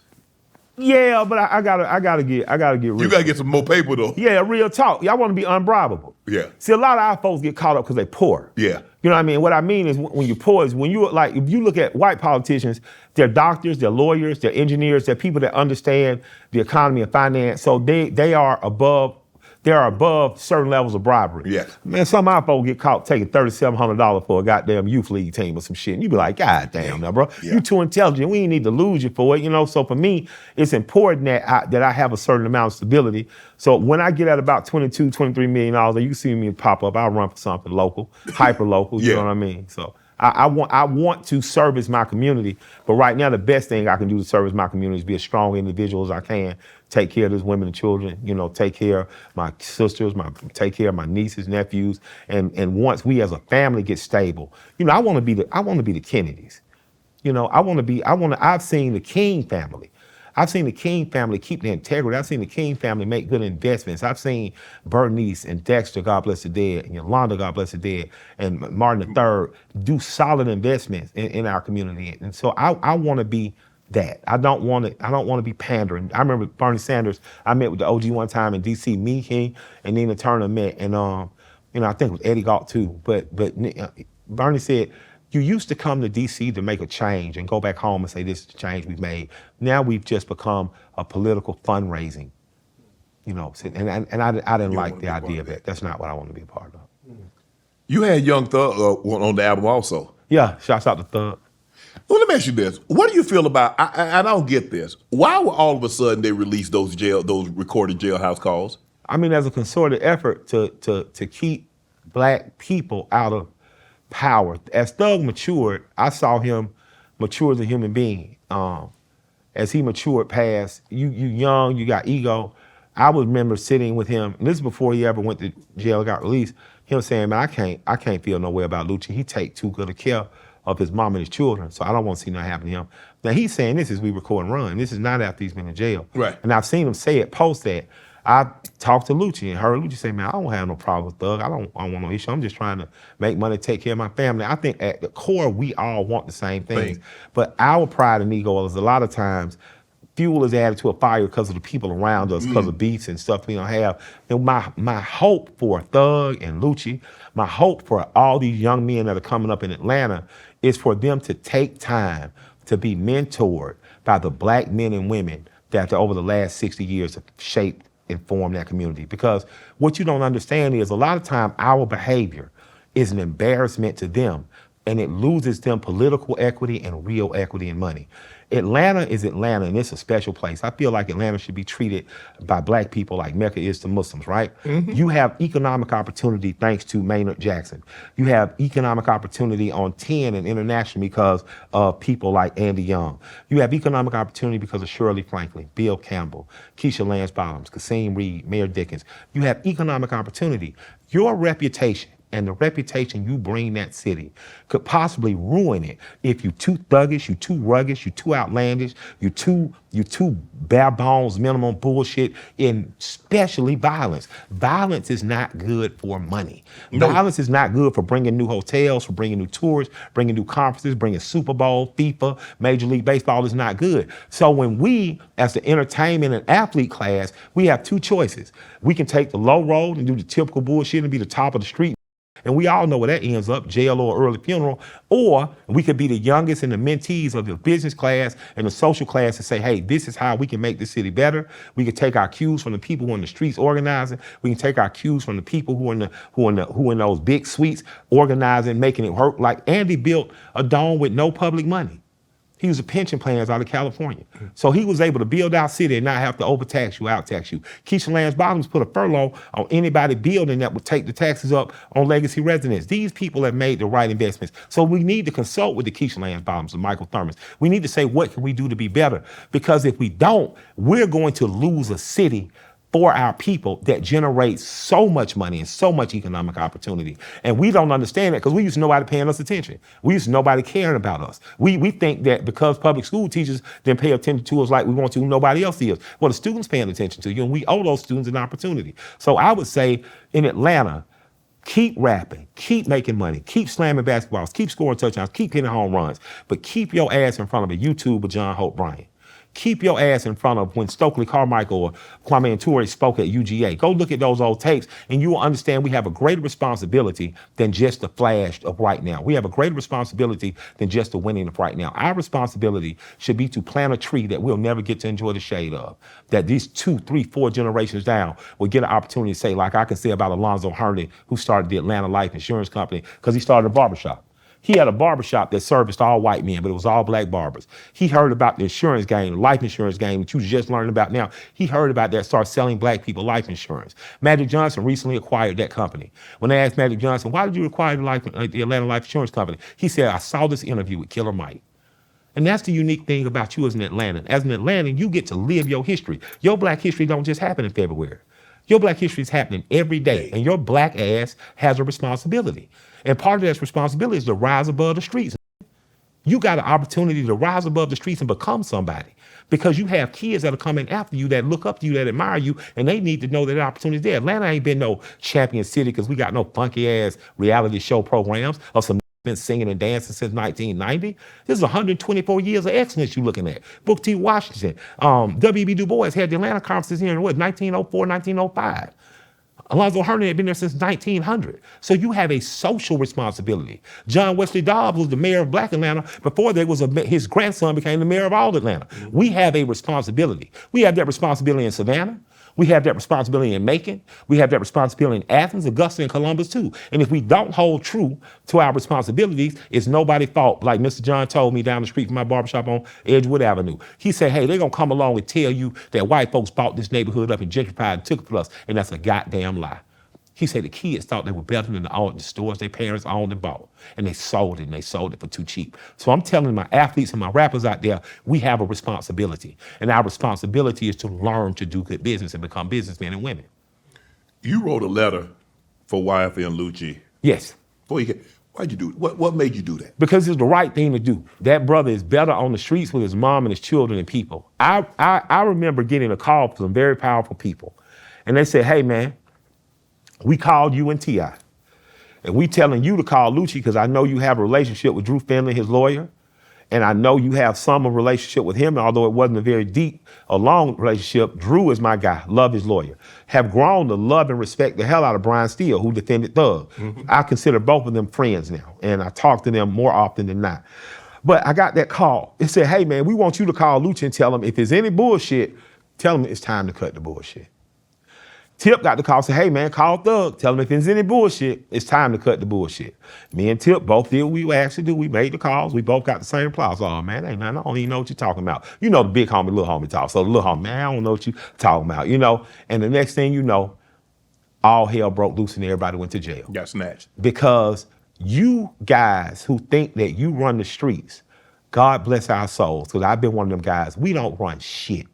The black political class in the Southeast runs us with an absolute hand. And if you get in the way of that money, if you get in the way of that port money of Savannah, if you get in the way of that peaches and cotton money or that tobacco money in the Carolinas, if you get in the way of that airport money in Atlanta, they got somewhere to sit your ass down for a few years. And if you have a reputation, they've been ruining each other's reputation in politics so long, you don't think they know how to ruin our reputation? You understand what I'm saying? For sure. So I just want to tell the athletes and the entertainers to take yourself more seriously than the homies around you take you, because they want you to be the top of the streets. And I'm telling you, you could be the top of the suites if you play it right. Wow. You are a great peacemaker. You can sit down and somebody might have been arguing for years and years and years, and you can bring them together. Your voice is soothing. You just have a way with words, and people gravitate towards you, Mike. You think you could sit down and get Thug and Gunna back together? I don't know if I can get Thug and Gunna back together, as I don't have that relationship with them, but I do know a guy named Troop, God bless the dead. And I love Troop because Troop was a big homie to an entire neighborhood. And before he was ever even known as a big homie to that neighborhood, he saved one of my cousin's life. Troop was a gambler instinctively. He gambled, him and a lot of athletes. He made a lot of money off athletes. He ain't never have to touch a field, right? And what I do know is that Troop had the respect of a lot of people, and it wasn't based on violence. It was based on the fact that he, in a gambling house, could get you out that gambling house without getting your head knocked off. Because he could help everybody understand that, hey man, you're gonna win some, you're gonna lose some. Yeah. So the next time when you win it, ain't nobody gonna put no hands on you. Tonight you can't put your hands on them. So if I had an opportunity to say anything to Gunna and Thug, I'll remind them, because they so young, of a guy named Art. Art was in a gang, I believe the gang was I Refuse. And I remember watching the news with Art sitting in a hotel room as they busted these guys, and the guys were getting locked up, and everybody looked at Art, man, he a snitch, he a rat. And I saw Art go serve time, and then I got a message in my Facebook one time from a guy named Art who said, I need you to help me help some young men. And I remember how turned off I was about it at first. Like, man, you the guy that sent the neighborhood. I remember how the big homies felt about you, but I remember how many big homies had used and abused us, had took advantage of us, paid us $1 on $100 when we should have been getting $10 on $100. And I thought about what that man must have had to went through, and he got out of jail and his job became helping and saving young men. And I said, well, I owe him, and I gotta do something for him. So Art is do a favor for me. I saw Art change and evolve. You know, that's what I saw. So I would just encourage them brothers to change and evolve and show an example that we can get past whatever. Whatever our differences are. Whatever our differences are, we can get past them. And if we choose to do that. See, when America lands in Afghanistan, they get the tribal leaders together. And they say, hey, now we need y'all to stop doing it, so we need y'all to come up with a peace agreement. When we go into other countries, that's the first thing that we do. If America really wanted gang violence to end, Jeff Fort would be free. Larry Hoover would be free. They would have been free 30 years ago, and they would have been organizing. You know, if America really wanted this stuff to stop, you know, there's somebody, man, right now in this city. I don't know if he's gonna do jail time or not. You know, his name was Big U. They got their brother. They got their brother locked up, and they got him, you know, some pretty serious charges. But the guy I saw wasn't bullying people. Me and Tip said that. We said, well, he never asked us for anything. He never forced our hands. He never asked us for anything but our presence in front of the little boys that he was mentoring. He told me, Mike, you know, money will flood in when the violence is high, and when we get violence to come down, the money dries up. And then the money dries up, goes to police force, and then it rises back up again, then money comes back our way. So a lot of this is just a part of a system that perpetuates it. So I'm highly suspect of our people when they get locked up. I'm highly suspect of a system that has an incentive to keep us in slavery, because incarceration is slavery. And I would just encourage every young man out there to do what Amina Matthews and Gary Davis. Gary Davis has the Next Level Boys Academy in Atlanta. Amina Matthews is Jeff Ford's daughter. And they get young men together at a table and they moderate and mediate conversations. So I get to say to you, this is what you did to offend me. I believe the Jewish people, if there's somebody Jewish in the room, let me know. Is it Rosh Hashanah, where you get together and you ask each one another's forgiveness, and then the person has the option to forgive or not forgive or wait till the next year? We need to develop systems like that in our community where we can sit down and say, man, I know I did you wrong. And I'm asking that you forgive me, and give each other an opportunity to give each other grace. Because at the end of the day, most of us in the Southeast are Christian of some sort, and we follow this guy named Jesus, this ultimate character. And when you look at who was the last person that he saved, that he cared about, was a prisoner, a self-confessed thief, somebody that had took something from somebody that was loaded, somebody nobody cared about. Christ gave that person grace. That's the person who went to ascend to heaven with him. So for me, I would just say we need to learn to give each other grace. We need to give ourselves some grace. We need to be real leaders amongst our crews and tell our crews, hey man, that beef we had, that beef gotta go, because Nut dead. We don't need another dead man. Troop dead. We don't need another dead man. We've lost too many good people. Trouble dead. We don't need another dead man. So we need to figure out a way to get at a table together, to discuss, to forget, to forgive, and then move on in unity, because it's better for our people if we do. That's all. Kendrick put you on the Pimple Butterfly. He mentioned you in Pimple Yeah, Butterfly. he did. Man, because at the time, that was Kendrick's biggest. Yeah. Oh man, I appreciate him. I just, man, thank you, Kate. I appreciate you. You can, and, from a stylistic standpoint, you can overtly hear the Dungeon family influence on him, and it's just amazing. And I'm glad somebody was paying attention to DF like I was. I'm glad to have been mentioned by him. But boy, I could use a feature. So if you're at home thinking about it, Kate, I would, I'd love to get, shit. And that's for his whole crew. Al, Schoolboy, just amazing. What TD is, baby, was able to do was amazing. But Kate, I love it. You work with Cube, work with Hove. Yeah. I mean, because man, sometimes me personally, I don't think Cube get the love and respect that he deserves. Oh man, I'm a student of. Cube pen. Oh man, he ain't lost a step. Oh man, he the one. Him, man, Ice Cube and Scarface, I'm a direct student of them. Yeah, you can hear it in my music, I'm a direct. But that boy, O'Shea Jackson, Senior, man, oh man, that man don't play. Everything he has become, I remember reading a Rolling Stone article where his parents made him go to drafting school in Arizona. They were like, hey, rap shit cool, but you gonna have an education. Mm-hmm. He's always been proud to be brilliant. He's always used his imagination to give you a world that you might not have known, but he brought you into, whether it was NWA or whether later America's Most Wanted, Death Certificate, Kill at Will. He's always taking you beyond where you thought he could go. When he showed you could laugh in movies like Friday, 1, 2, when he gave you when he popped up as an actor. Cube has shown me since I was 12 years old that all possibilities are possible. When you see Killer Mike going on now, a television show, the lowdown, when you see me next to Ethan Hawke, I'm unafraid. I'm informed by Ethan on this is how you pull it off, but I'm unafraid because I saw my idol do it. I saw Cube do it. So I know I can do it. I'm unafraid to do business with people who don't look like me because I've seen Cube do it with Priority Records. I've seen him do it with Hollywood. I've seen him be a black man. Stand up, I've seen him be married to one black woman, create these black children. I just shot a scene with O'Shea Jackson Jr.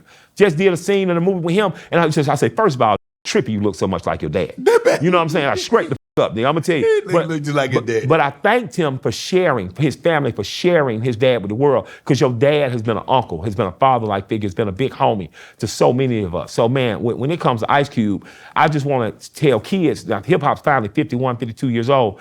It's finally old enough for you to go back on a nostalgia run. Make him a part of that nostalgia run. Make Ice Cube a part of that. Make E40 a part of that. Make Scarface, who is my personal goal, a part of that. The Ghetto Boys. You have to know where you're being to know where you're going. Right. Or else if somebody resell you something you already did and give it a new name. Rock and roll did not look like Elvis, and there ain't no disrespect to Elvis, but he wasn't no Chuck Berry or Little Richard.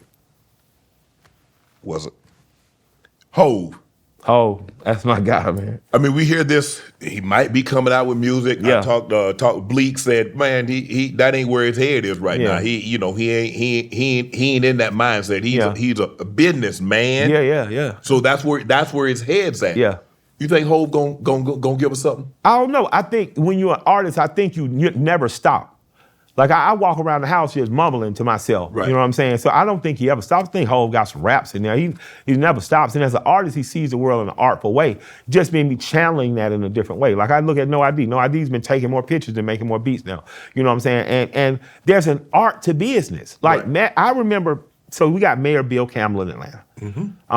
Black mayor from the Carolinas, but he understands the Atlanta way. The Atlanta way is you create opportunity and on the private and equity side for black business people who are going to do the job right. Correct. What other city would have told Magic Johnson, who had been involved in scandal, with acquiring HIV, but then becoming a staunch advocate for everyone being tested and all, had been, basically treated badly toward his last days in the NBA by all the players and stuff, how they handle him. And then Magic at some point had to figure out what to do and how to do it. And he figured out business brought him to some degree the same satisfaction of athleticism. It's competition.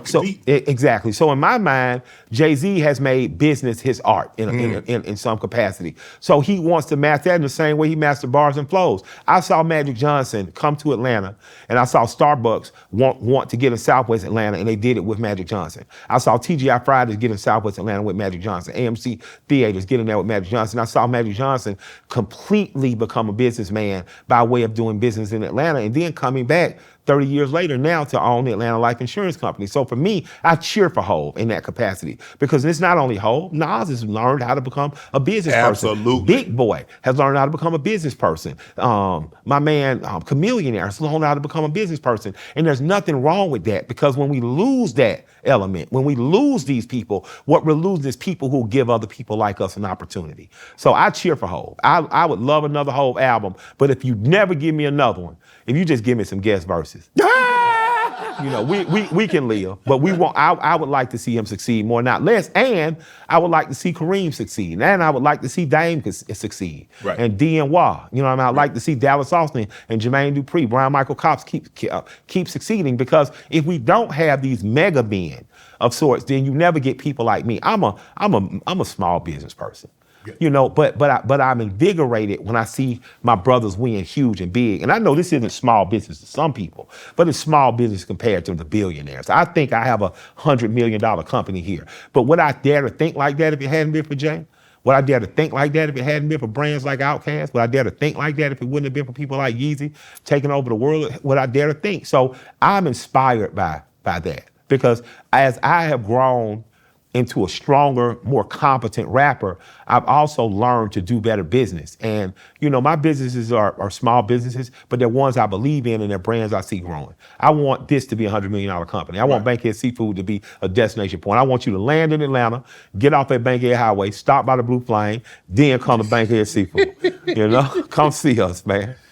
T.I. Yeah, that's my friend. You've known T.I. for a minute. That's my brother, man. You in business together. Yeah. I mean, hey, the South King. I mean, he called himself the king of the South, and I can't say that I disagree with him. He is, absolutely. But when you talk Atlanta rappers, you got to mention him somewhere, some shape, form, or fashion. Yeah, absolutely. How did you and T.I. meet? Man, KP, who's a Dungeon family member, and DJ Toon, they found the kid and they developed him. I mean, when I remember walking in the Gentleman's Club, seeing the kid in some Cartier frames, he used to have a gold toothpick on, and I never understood how his hat stayed on his head. Yeah. So he used to wear it like that. He was like one of them old men in the South who owned the gas station they might call player. Man, you ever see player, man? But he was such a player. He was such a player, man, at a young age. I'm 5 years old in Tip, so if he's 19, I'm 24, right. But such a player, man. So confident. He reminded me of my cousin Jimmy, my cousin, man. And I knew I rapped dope, so I never was intimidated. So when we would get in rooms together, people asked us to do versus rap, whatever. It's like watching on a football field, your boy get it off. Mm-hmm. Oh man, your boy might play defense, but he got it off. Oh man, I got to get it off. I got to get it off. Now I just seen my dog do it. And that's how I feel around him and in Dro particular. Like when you talk about the Westside, man, you talking about from patterns and flows who are people emulate. You talking about Tip. You talking about Dro in terms of just lyricism, man. Mm-hmm. So I really am grateful to be his brother and his friend in business, in music, and beyond, because I truly love him as though we blood. You dropped your debut album the same day 50 dropped Get Rich or Die Trying. And 50, we know what that is. Phil whooped everybody's ass that year, man. He was an ass whooping machine. I got a lot of love for Phil, man. I tell him every time I see him, he let me when I was on the down. Phil, I think I made maybe 10 grand for a show. I had to go to Europe. Yayo was always kind to me. Shouts out to Buck and Banks too. But Phil let me open for a show, and I made some money. I really appreciate him because I really needed it at the time. But let me tell you something, boy. You kicked everybody's ass. Oh man, you whooped so much ass. I just remember looking at the Billboard charts and looking at myself fall like, damn. And every week you sell $250,000, boom, boom, boom. But what I really love about it is I still went gold. Yeah. And I was proud for that. But I learned to don't confine yourself to gold and platinum. Don't confine yourself to what's good enough. Because that's what I was going to ask you. I was going to ask you, why didn't you get discouraged? You could man, this man did came out, he jumped out the box, did 10 million, he diamond, and here I am, I'm gold, which is good, but that ain't. Because you got drafted 192 in the 7th round. Yep. And you're in the Hall of Fame. Yep. And you got a ring. Yep. Yeah, that's why. Because all I need is the opportunity. Right. You went to Savannah State. Correct. You didn't go to UGA. Nope. You know, you didn't go to Georgia Tech. Right. You went to Savannah State. You didn't go to Bama. You didn't go to Tennessee. You went to Savannah State. So in other words, you know what? I'm not judging my success by somebody else's. No. I'm Michael. I'm here, baby. Y'all let me in. I'm gonna stick around for a while. Right. See, when I asked God for a long career, I didn't understand the perils that came with it. I just know I asked Lord, I said, I want a career like Bun B. I want a career like Scarface. But I didn't understand that a 20-year career, you're gonna take some ups, you're gonna take some downs. Yeah. You know, I didn't understand that the highs and lows, you're gonna learn as much in the valley as you enjoy seeing the peak. So I'm thankful. I'm thankful to still be in a room and have 50 Cent acknowledge me and I acknowledge him and me again say, hey man, thank you for that show years ago. You don't know, it kept me going another couple months. I really appreciate that. I'm thankful to watch you because his first attempts at doing film and television didn't just take right off, but I saw him not quit. So I've learned from him, you know, as much. And I'm just a student, man, and I'm an appreciator of, you know, even people who I might not agree with me, I still appreciate you. I still learn from you. But fifth, man, that year, I just got to say, man, you whooped ass. You whooped ass, Bubba. And shouts out to you, Dre and them, you know? Independent. Oh, and I got to give shouts to the Game, too.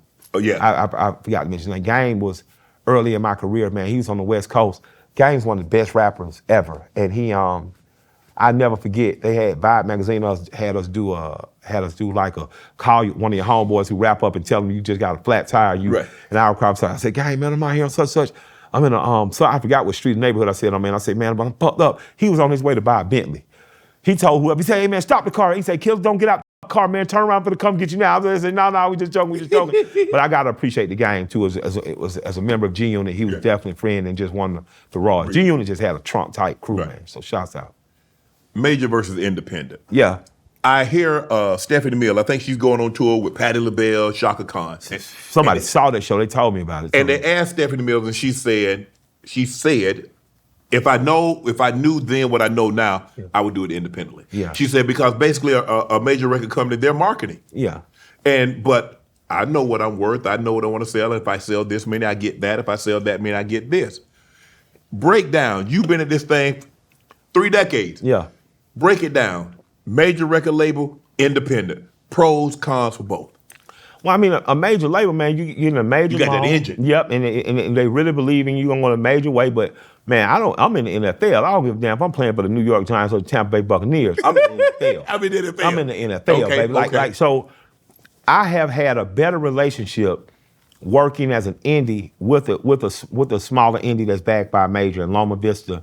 Being able to work with Loma Vista, who's parented by Concord. Now that I understand fully who I am, now that me and Will have been through the pure independence of SMC, now that I've turned down a major in Virgin, when Jermaine was the head over there, and I've been on a major with Columbia and Electra before, I think I found a middle ground in where I'm independent enough to know when I need some major help. Right. Okay. And I think that really is it, because if you can go through the roof, you're gonna need some extra fuel on that fire, and that's what they help you, and there's nothing wrong with that. But Andy Young said to me, I don't understand why you young guys don't just buy a house you can afford, get a couple of nice cars, 'cause I know you like nice cars, and just be satisfied. Beyond major or independent, one of the best things you could do, and I've encouraged a lot of artists and athletes to do this, is find you a house in the South. Find you a house in Atlanta, Savannah, Nashville, Chattanooga, Charlotte. Find you a house. Send your mama, your baby mama, whoever there, and buy it outright. And you don't need every car. Get you a couple, you want something fancy, get you a couple German cars or whatever, get you a pickup truck, get you one German car, and just stack everything for the first 4 or 5 years. Put your money in the S&P 500s. Don't try to get too sexy. Mike, you know that, Mike, when you grow up like we grew up, Yeah. man, all we dreamed, that's my car. Yeah. I dreamed Yeah. of having that. Yeah. When I saw Miami Vice. Yes. When yeah. I saw them wearing Yeah. Versace and I Yeah. saw Rolex Yeah. and the Ferrari. Yeah. Man, we gotta have that. Yeah, what you gotta do, get you one Rolex, you don't need 4. Mate, so your boy got the Ferrari, you got the Porsche, you get what you gotta do. Hey man, I can drive your Ferrari today, yeah, let me hold that Porsche, dog. Right. Don't nobody know. The Right. girls at the club ain't gonna know. So I'm just here to say, man, you gotta stay tucked in Right. and tight, man. The most successful drug dealers I saw live like working dudes. The most successful ones I saw, the ones that managed to escape the game, like you look at out my neighborhood, man, a guy like my man Rod. If you didn't catch Rod 4, 7 o'clock after 7, you wouldn't catch him because he had a job. Mm-hmm. Never went to jail, came pinned out, ended up doing well for himself, got out the game easy. But man, he lived like a regular guy. If you manage living modestly for long enough, man, you're gonna have an abundance. So again, if you and your homeboys, if you 18, right, you ain't got a bunch, but you and 3 of your cousins, y'all go to trade school. Yeah. One learn carpentry, one learn flooring, everybody learn something. Go buy y'all a quadruplex together. Yeah. Live in 1 or 2 of them and rent the other 2 out. And then repeat process till you buy another and another and another. Then you can do it. Instead of saying, well, I got a car. Well, man, shit, I bought a Chevelle. My brother bought, what's the name? If I want to drive with Cutlass, I just get my brother Cutlass and drive. We have to start doing these little tricks because we talk about immigrants doing these tricks. Now, your grandparents did these tricks. Mm-hmm. My big mama and big daddy lived on the land. My big daddy's sister T Sweet lived at the top of their land in the house. In the next 5 years, I'm gonna have a compound. Well, me and all my sisters got houses on the same compound. We're not gonna sell the houses we got. Those houses are gonna go to my nieces, my nephews, somebody, they're gonna be in a trust so they can't wake up and do no stupid shit like sell them one day. But that's what you do. Right. That's what you do. Repeat what made people in your family successful. Everybody got that one conservative ass auntie or uncle who do it the right way. So that's who we need to start emulating. I love Miami Vice, but that one Don Johnson Ferrari. He just got to drive it. It seems to be you've been bit by the acting bug now. Yeah. I saw you on my favorite show, Ozark. Yeah, man. Oh, man. Oh, man. Man, and you're in this movie now with the series with Ethan Hawke. Yeah. When did you get the acting bug? I've been acting out my whole life. You know what I mean? I was acting my way out a few tickets. I acted like I wanted that woman house when she pulled that pistol on me. You know what I mean? but it's just creative, man. It's just my imagination. I remember acting like Miami Vice scenes when I was a kid. Right. Laura Linney, I met on a plane. She used to be on a show called The Big C, where she met a woman who was dying of cancer and what her last days were like. And it was a very uplifting show. I met her. My wife says I do this all the time. I introduce myself to people on the plane. I learned that when I flew to Daytona when I was a kid. You sit down and you say, and it used to be in the plane, you didn't put your luggage right above you. You put your luggage across me so you can see your luggage. Right. So I still do that. And then I introduced myself. Hey, I'm Michael. I was like, hey, Laura, I watch your show. My wife loves it and whatnot. And we just kept in contact. So she's always been an encourager of. Omar Dorsey, friend of mine, has always been an encourager of. Ethan, when I met him on Bill Maher's show, called me out to do Good Lord Bird, just a bit part. But he saw something in me that I wanted to kind of act. You figure out what else you knew, because as an artist, you're compelled to do other things. But Sterling, who wrote the show, who wrote Reservation Dogs, and just is a brilliant writer. And he and Ethan thought I might be good for this part. Reservoir Dogs. Yeah. No, not Reservoir, Reservation Dogs. Reservation Dogs? Reservation Dogs was a series about kids who were growing up on Indian reservations. Okay. Yeah, Reservoir Dogs was written by Tarantino. Yeah. Who's a favorite director of Yeah. mine. Hateful Eight is one of the most amazing movies ever. But they had collaborated on an episode. Right. And they thought I'd be perfect to play this character. And I was nervous as shit. Ethan gave me one of them pep talks like, hey man, you're made for this, buddy. Right. He gave me one of your white friend pep talk. Hey buddy, what do you mean? You're made for this. Yeah. And I tried out and I got the part, and then I got called back saying you're gonna be in a few more episodes. And the next thing you know, oh shit, I'm really acting. Right. And acting is about using the live imagination to tell a grander truth. And I think I'm kind of made for that. You've been at this speaking about politics and race and understanding, and I think Lyndon Johnson had a quote 60 years ago. Yeah.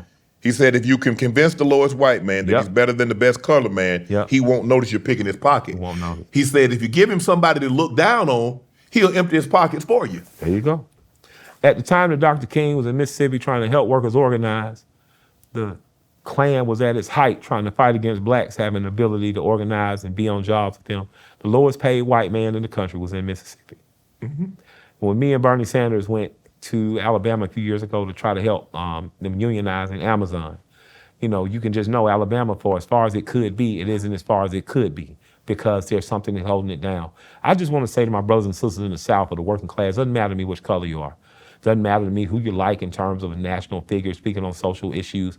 I need you to understand that the same people that invented the word cracker, and they meant for you and crackers to stay on the bottom. Because there's a rich class in the South. There's what they call a planter class, a master class of people. And they own Georgia and Tennessee and the Carolinas, Florida, and Mississippi, all up through Arkansas. They own it. And they rule it with an iron fist. And if we don't start to understand more like Fred Hampton understood that we truly need a rainbow coalition of workers pushing forward in this country on each other's behalf, then we're going to stay separate, we're going to stay unequal, and we're all going to stay without.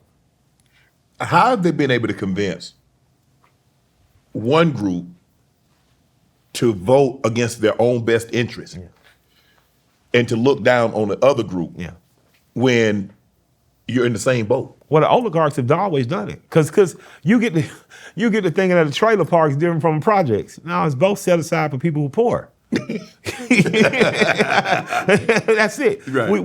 We have to understand that at some point, race is just an economic tool used under this particular system of capitalism to keep us infighting so that we never get greater gains. I believe there's a more compassionate version of capitalism. I believe that there's a version where free trade and labor will work, where a working man can grow his own food and sell his food to his neighbor, and that's not outlawed by the state. Again, I believe in being able to brew your own whiskey. I don't think you should have to have a tax stamp on your whiskey. So when I hear about somebody like Popeye Sutton, who's a white man, who's a bootlegger up in Tennessee, rather than serve federal time, he killed himself. He said, I'm not gonna do it. I'm not gonna bow to these oligarchs. He becomes a hero of mine. And the same way that John Brown is a hero of mine.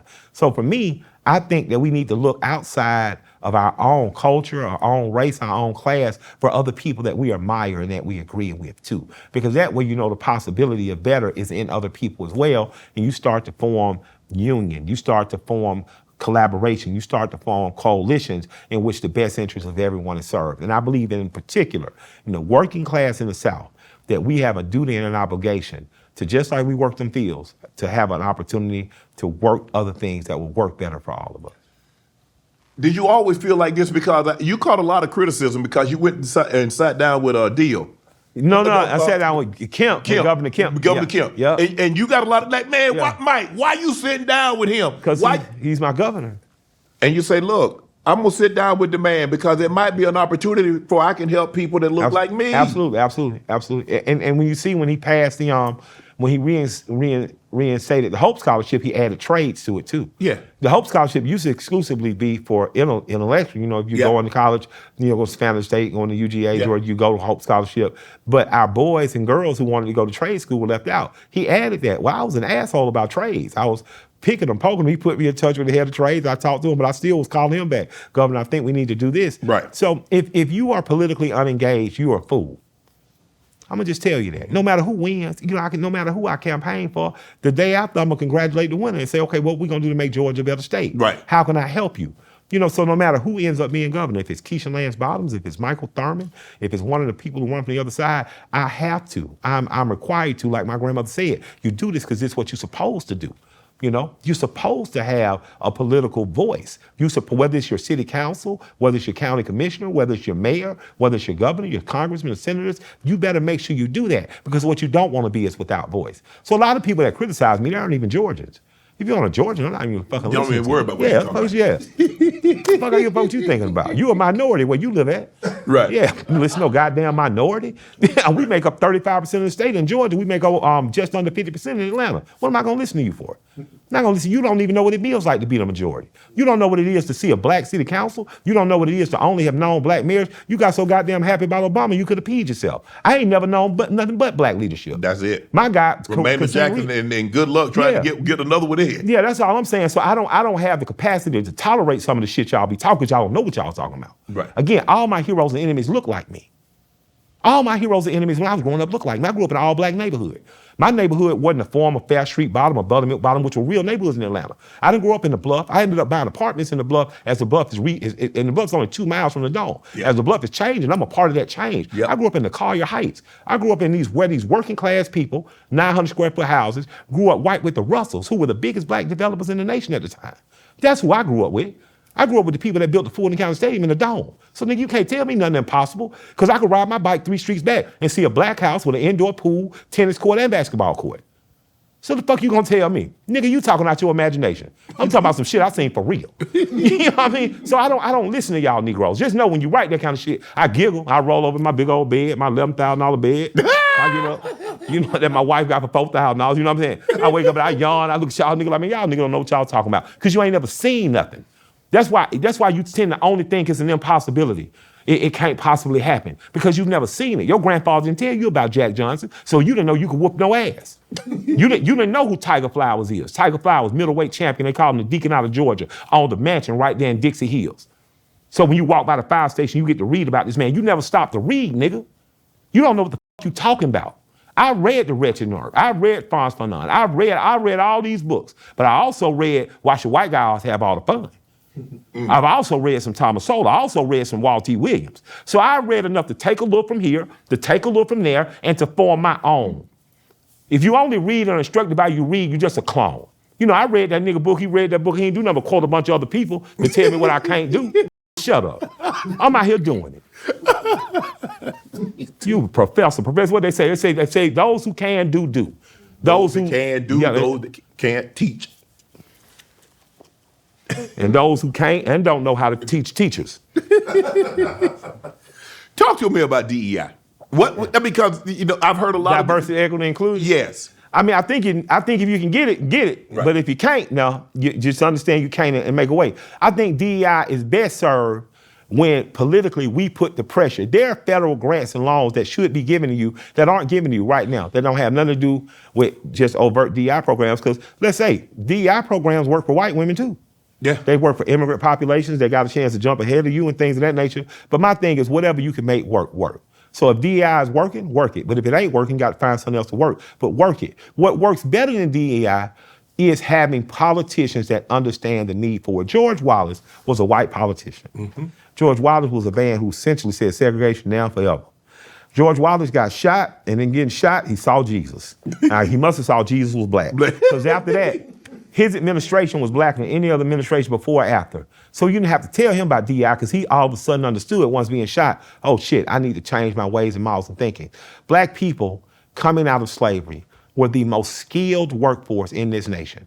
And they understood capitalism, they understood business in a way that other people didn't. If they didn't, they wouldn't have been able to build things like the Land Life Insurance Company. If they didn't, the blacksmith wouldn't have been able to say to master, well, boss, he wouldn't call him master no more. Well, boss, I can do the work, but it's gonna cost you now. We understood capitalism when we were still slaves. So I used to wonder how when they would say, well, how does a family buy their freedom? Well, they rented their own self out on on Sundays. Because every landowner wasn't a slave owner. Mm-hmm. You had some people that were just middle class or working class, that were poor class. They didn't have the ability to have an extra set of hands. So those people would then say, hey, if your guy let you work for me on Sunday, I need you on Sunday, you go negotiate a price, then you pay your master out 60, you keep your 40%, you save until you bought your own freedom, bought your wife freedom, bought your children freedom. So it's not like you don't understand capitalism, but the question becomes, how are you gonna make it work for you? How are you gonna make sure that the gas stations you go to are owned by you? How are you gonna make sure that the dollar is turning in your community beyond your church? You've done it before. Right. I don't have all the answers, but I do know that the guy who does my HVAC lives in the same neighborhood as T.I. I do know that. I know he makes as much money doing HVAC as we make singing and goddamn dancing. And we have the opportunity to use our minds in this country to advance ourselves in a way that other black folks globally are not, and we should take advantage of that. And now the companies that don't want to play fair, punish their ass. Punish their ass by not supporting them. I like what Jamal Bryant has done, right or wrong. Showing Target, hey man, I can knock you down a quarter. I like what T.I. did with Gucci. When T.I. said, hey man, we're gonna knock Gucci down a quarter, they worked. Now Gucci was smart. They went and got Simone Sanders. They said, hey Simone, we need you. We need you in that pretty haircut. And your mom, we give you some purse, we give you some money. But T.I. showed their ass. He bumped their ass down, and they had to tighten up. So it ain't nothing wrong with showing companies they have to tighten up. You know, ain't nothing wrong with that. Freedom of speech. We saw what happened with Jimmy Kimmel. I guess they didn't agree with the marks that he made about Charlie Kirk, who tragically lost his life at a rally in Utah. And they took him off the air. Yeah. I think one of the biggest, Sinclair, said, we're not going to put him back on. But ABC, Disney, has reinstated him. Yeah, he should be. Where are we headed with this, Mike? A scary place. Freedom of speech. If you don't believe in freedom of speech, for those you vehemently disagree with, you don't believe in freedom of speech. And what scared me most about freedom of speech, I think Noam Chomsky said that, but what scares me most about freedom of speech is everybody only want it for their side. Yes. And I'm pro freedom of speech for all sides. Eric Nielsen wrote a book called Rap on Trial. I wrote the foreword for it. But we're figuring out maybe putting together a tour of some sorts because we have to get back in this country to having hard conversations with one another. And that requires freedom of speech. It requires that I'm going to listen to something I may not like that will make me uncomfortable. But in listening to that, I'm going to learn or impart a wisdom, or that goes both ways. We have reciprocity, but that's what makes this republic different. That's what makes this republic great. Hey man, I got no problems against Europe. They got some cool museums and old shit over there. They got some nice food a couple places, but I do not like hate speech laws in the United Kingdom. Like, how you gonna give me a hate speech law? You ain't gave me my artifacts from Africa back yet. Shit, you gonna make it so I can't even say I want my shit back. You know what I mean? So I would warn Americans against any restrictions on your First Amendment, because that restricts you from protesting police officers. That restricts you from, congregating religiously. It restricts you from policing and talking down on politicians you may not agree with. It restricts you from public assembly. So I'm gonna just say I'd rather have the uncomfortable conversations where we disagree. That's it. That's it. James Baldwin say we can disagree and still love you as long as your disagreement isn't draped in my lack of humanity. Come on, man. That's him. Man, James, man, that man. I mean, some of the stuff that he said, when our grandparents used to talk to us, Mike, I didn't know at the time what they were actually saying. It was when I got much older, because they talked in parables. They talked in phrases. They didn't come out and say, don't do this. Yep. My grandfather used to say, boy, don't make me chew this food twice. Yeah. Like, you gonna chew it more than that, or you gonna try to swallow it. But he was saying, don't make him repeat himself. Absolutely. Because they wanted to raise thinkers. They wanted you to understand that this thing that rests in between your ears is a tool for you to use. Not be used by, don't be used by anxiety, don't be used by pressure, don't be used by overthinking. Yes. Use this tool to look at the problem and solve the problem. Yes. And once I've solved the problem once, I don't need to keep revisiting the problem. Right. Trying to save it twice. My grandfather, man, I'm talking about, he would tell me, well, what is they learning you in school? Mm-hmm. And what I realized is over the last 60 years, public schools haven't learned us as much as we should be learning, because they're not truly trying to raise thinkers. They're trying to raise people that go along with the program. Mm-hmm. You got people now that tell you what you can and can't say, and they've never read the Bill of Rights. They've never read the United States Constitution. It's a beautiful document in its aspiration. Doesn't mean we've always lived up to it, but in its aspiration. There's a brother named Chad. I like the brother. He's a plumber. I like him because he's a tradesman, but he's an intellectual. But this brother's been going on terrible rant about Dr. King. He's probably gonna put this up on the clip, and I hope he do. But I'm saying it's unfair. I support your right to say anything you want to say. He's very much against Marxism and communism, but he's taking some low blows to me in talking about Dr. King. And I say, I wonder who's funding my brother. Because he's a black man. Mm-hmm. And the reason I say that is because you can talk about Dr. King being a alleged pervert, having orgies, things of that nature, having multiple women. But we aren't talking about our founding fathers as sex traffickers. Benjamin Franklin had a 13-year-old girl, black girl. Oh, they were in love. No, they weren't. He was sexually assaulting that girl. She was his property. George Washington owned 300 human beings, and I'm sure took advantage. I sit here right now as a product of Crawford Long's family. Someone in Crawford Long's family had sex with someone that was owned or enslaved, which led to the Long family out of North Georgia, Michael Render's mother's maternal family, and I'm related to Crawford Long. the man who invented anesthesia for the battlefield, for the Civil War. I'm here because of a rape. And if you're going to criticize Dr. King and you don't find time to criticize the so many white men that founded our country, then that tells me that somebody's paying you to do what you're doing. And although I support your ability, support your rights to do that, I'm saying that we got to play the game fair, Bubba. We got to play the game fair. And we got to say oftentimes great men fall short of the glory of God, but that don't mean they can't be redeemed. And that does not mean that dream isn't a redeeming thing. Because I didn't know Dr. King, but I knew everybody who knew him. I knew Hosea Williams. I know Andy Young. I knew Joseph Lowry. I knew James Orange. And what I know is these men are stoic in terms of the way they live their life. And as young men, who knows how wild they may have been, but I know that as they got older, the wisdom that they gave us as young men and the wisdom that they gave us now is priceless. So as a man, I'm gonna fall short. I'm gonna make some mistakes. Right. My wife might show up at 357 one day, but I guarantee you, after I talked to my auntie Deborah, I tightened up. You know what I mean? So I just want to encourage us that while we are defending that First Amendment, let's make sure that we're looking at the rules fair for everyone. What are some of the changes? I'm gonna make you president. You president of the United States. I'm gonna give you got 4 years. Yeah. What you gonna do? Create a reparations plan that's going to get African Americans proper education in trades and intellectual education. It's going to get African Americans proper financial education. It's going to give them land grants and the ability to own the land that their ancestors owned, particularly in the Southeast. 54% of African Americans live in the Southeast. I think that 54% of the investment should be there. I think that there should be a heavy investment in terms of making sure that that class of people is brought up, because when the African American economy and the community is doing better, this whole country does better. I would make a pathway toward legal citizenship easier. I would create bilingual classes very early so that we can communicate to one another. I would return trades to high schools. On the federal level, I would support that. I would guarantee trades programs in high schools. I also would guarantee minority businesses, construction, like the Ali Construction Company down in Georgia, that they can get more federal grants. These are the construction company I'm telling you about now is the ones who build all the furniture in the Delta VIP lounges, black company.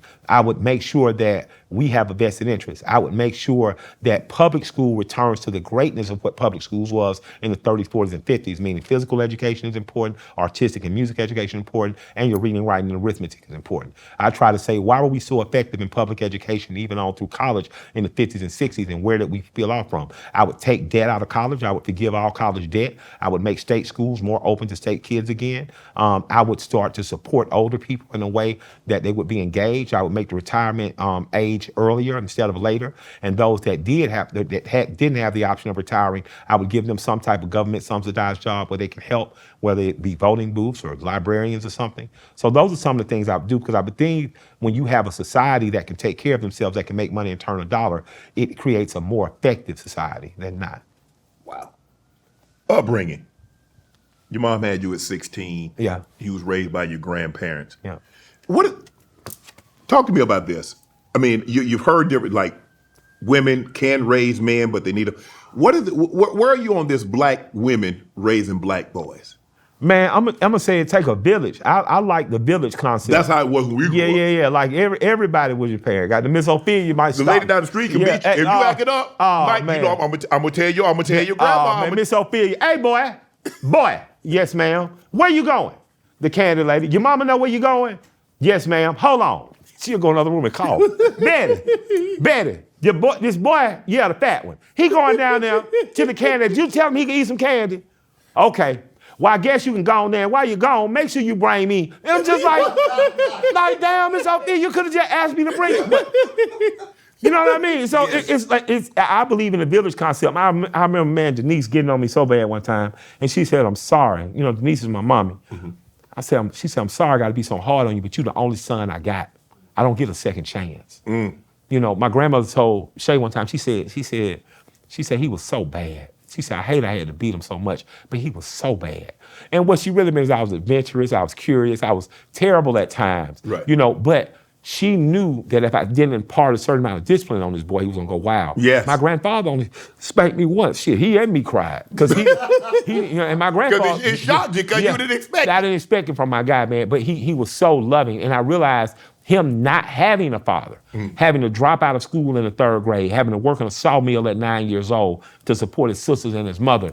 He understood how to be a father because he had been robbed of that opportunity himself. So he was the best to me and my sisters. I come in the bedroom sometimes, and because my grandfather was, yellow with the curly hair, my sister had barrettes in his hair. He just sitting there on the bed looking at the Braves game, letting them do whatever they want to do, because he understood that this is bigger than how I'm perceived, and anybody. So when it came time for me to have to put on my sister's prom dress while my grandma hemmed it, I'm standing there, my buddies looking at the window laughing at me. I'm like, nigga, I don't care. This is my sister. I gotta do this for my little sister. So for me, I take the village approach, which means mothers. Right. You're going to have to allow your young man, if his father is absent via you all don't get along, or God forbid death or prison or something, you're going to have to allow the other men that you trust, not just a guy you're dating or you might know, but the guy who's dating you, who says, I'm in with you now. I'm in with you to raise this boy. You're going to have to give him some authority over that boy. If he has an uncle, your brother, you're gonna have to give some authority over that boy. You're gonna have to get that boy in things like Next Level Boys Academy that Garrett Davis runs, like Bear Strong, which Bear from the neighborhood down there in College Park. You're gonna have to give up, because mothering is an authority, it's an absolute. I'm your mother, I made the sacrifice for you. God sent you through me. And we're indebted to that until we're not. And then we get wild. I had a call from a friend of mine yesterday. It's like, Mike, I just don't know what to do. These boys, they were in regular school. I took them out. He in alternative school. Now I found out he's not going to alternative school. And she say, I'm fearing the worst now. I'm just going to have to put him out. I said, well, let's first sit down. Let's have a talk with him. Let's get him with Gary Davis. Let's have a talk with him at Next Level. And let's just say, hey, as a mom, I'm so frustrated now. I don't know what to do with you. I'm about to put you out. And I don't want to put you out, but you're not holding up your end of the bargain. See, it used to be understood in our community, your bargain was that I brought you a diploma. No matter what happened, your sacrifice requires me to bring you a high school diploma. I'm sure your grandparents said that was it, yeah. Right? So for me, we have to start to set these regulations back up. And women, Lord knows I love you to death. But man, if the government divorced you tomorrow, you wouldn't have nothing but us. See, because the government could divorce you tomorrow. Mm-hmm. They've shown you that. They fired the ones that worked for them. Yeah. It won't be so long before they tighten up on welfare. And I'm not saying every black woman's on welfare, because more white people are on welfare. Absolutely. They call it SNAP. They gave it a whole new cool name and shit, right? Snap of the Hill. They changed the name. Your ass at the EBT. I seen a white man, some goddamn clogs to the goddamn EBT going like, oh, you getting the welfare too. You know what I mean? So for me, we better start turning inward toward each other. And we better start figuring out how to save these young men from themselves. And that discipline can happen from the village. And I think that we have to return to a village-minded concept. Mike, when did this happen that we became so envious of one another? Like Mike got it. Man, I don't know why he bought that car. Yeah. I don't know why he doing so well. Yeah. When did that, Mike? It wasn't like that when I was a kid. Maybe I didn't see it. Maybe everybody was like us. Nobody had any more than anybody else. So they couldn't say why he had such and such, because they didn't have no running water or no indoor plumbing either. You act like the people who owned you. We become too American. American will sell you a dream of rugged individualism and having more through hard work, but they don't tell you how much they cooperate behind your back. Them state senators in Georgia cooperated. And that's why they got the financial and physical advantage over so many people, poor, black and white, underneath them. We have to learn that cooperation is going to be the way again. Envy doesn't bring you. Comparison is a thief of joy. Oh man, I was so happy. We used to be in Tuskegee the first few days I'm down there. I'm like, we ain't got no goddamn video games. We can just one TV. Man, about the third, fourth day, you done forgot all that exists, because you just on a farm. Right. With your cousins. Yep. Hanging out. You free all day. Yep. Running outside with shorts and no shirt on, just running. And there's a freedom in that. Yep. So I think that I'm going to say that a lot of the people, most of the people that are telling you how great their life is on Instagram are lying and capping and flexing. Decide what makes you happy, and really just decide what makes you happy, and aim toward that. And man, stop comparing yourself to other people. Stop comparing yourself, because you ain't had to suffer the suffering they've had to suffer. You don't know what they went through to get that. Boy, I heard that so many times in my life. You don't know what they had to do to get it. Go listen to that song Jezebel by Sade. Yep. When she talked about that new dress that woman is wearing, and boy, you never know what she had to do to get it. Oh, man. Looks like a princess in her new dress. Come on, man. How did you get that? Do you really want to know, she said. Do you really want to know? That's what I'm saying. Everybody got something to say bad about a dancer because they ain't never been forced to dance. But them girls get up there, they do their jobs, man. But man, them same girls that be at church, same girls start their businesses. So don't envy. Envy is a thief of joy. Yeah. I almost felt myself envy a friend one time. I checked myself so quick, I literally had to go in the bathroom and talk to myself. Like, what's wrong with you? Wow. This your friend. Yeah. Like, what's wrong with you? You know what I mean? Like, I had to have a talk with myself. But that evil never got back in my ear again. Right. You know? Mike, you had a relationship with your grandmother like I had with mine. Yeah. And I remember when my grandmother was about to leave, and I remember coming back in the room, and I held her in my arm, and I said, Granny, I got it. Yeah. I said, you don't have to worry about mama. You don't have to worry about spanking Libby. I got it. Yeah. I said, you done your job. Yeah. I said, you can go now in peace. Yeah. And probably a week later, she was gone. But she just needed me to reassure her that her baby could hold it down. Yeah. Because now I'm in charge. Yep. Your grandmother passed in your arms. Yeah, I'm a girl, man. What, I mean, because I slept with my grandmother until I was 15, Mike. Yeah, come on, man. I was going to be a sophomore in high school, and I'm sleeping in the bed. When my grandfather died, I slept with my grandmother. My brother slept with my grandfather. My grandfather died in 77. I didn't get out of the bed with my grandmother until 83. Yeah, man. Yeah. So what she meant, and to see the woman that you love so much that poured everything into you, and the life just leaves. Man, this girl had been trying to get me to believe in the Lord my whole life. Not that I didn't believe, I just had questions. You know what I mean? Just like, man. Because you've been an inquisitive kid. Yeah, I'm just like, man, I don't really get it. You know what I'm saying? Like, and I remember we was at Sheltering Arms, man. Shouts out to that organization and that take care. My daughter Mikey went there. Now she's freshman in Hampton. They're having a Black History Month because she died in a leap year on the last day, and the guy told us we had to park down and walk up. I said, Mama, you sure? I said, I could drive you up. No, I'm fine walking. And we walked. We got about halfway up the hill, man. She thought her name was too plain. It was Betty with an I-E. So I called her Beatrice. I said, that's fancy enough for you, Beatrice. Right. I said, Beatrice, I'll take you up. She said, no, I won't walk. And we walked, and we got about halfway up the hill, but we had just had an argument. I picked her up, and I'm taking her down there, and her mother had gotten married. And her mother was married to a solid dude. You know, he was kind of dude, coach football, and he had actually coached my youngest son, Pony, and he was involved in kids in the community. So I liked him enough. I told him, you know, if we gonna both father this child, we have to have a relationship. You know, you ain't gonna just get to be over my daughter and we don't talk. We got to chop it up. You my friend now, Bubba. You know. I asked my grandma, I said, why are you talking to me about mother being married? You know what I mean? She said, well, I've been thinking. I was like, what you been thinking? Why don't you just let him adopt her? I mean, you got 3 other kids. Oh, man, I lost my goddamn mind. I lost my mother mind. I said shit to my grandma. I said, what the f you talking about? I'm talking to the woman that used to beat my ass with switches. I'm like, what? Like, what do you, I finally figured my life out. I finally gotten stable. I've gotten married. I have this. I can take care of it I can do this now. And after I went on a rant, she said something she never said. My grandmother, she did something wrong on bed. She said, I beg your pardon. You know, I beg your pardon. But she said, I hurt your feelings. I said, yeah, Mama, I'm damn near crying. I said, what you gonna say something like that for? I said, Mother, her name's Michael. Another gonna raise Michael. You know what I mean? This I'm looking like, how I'm gonna let her name can't be nothing but Michael Render. She said, I'm sorry.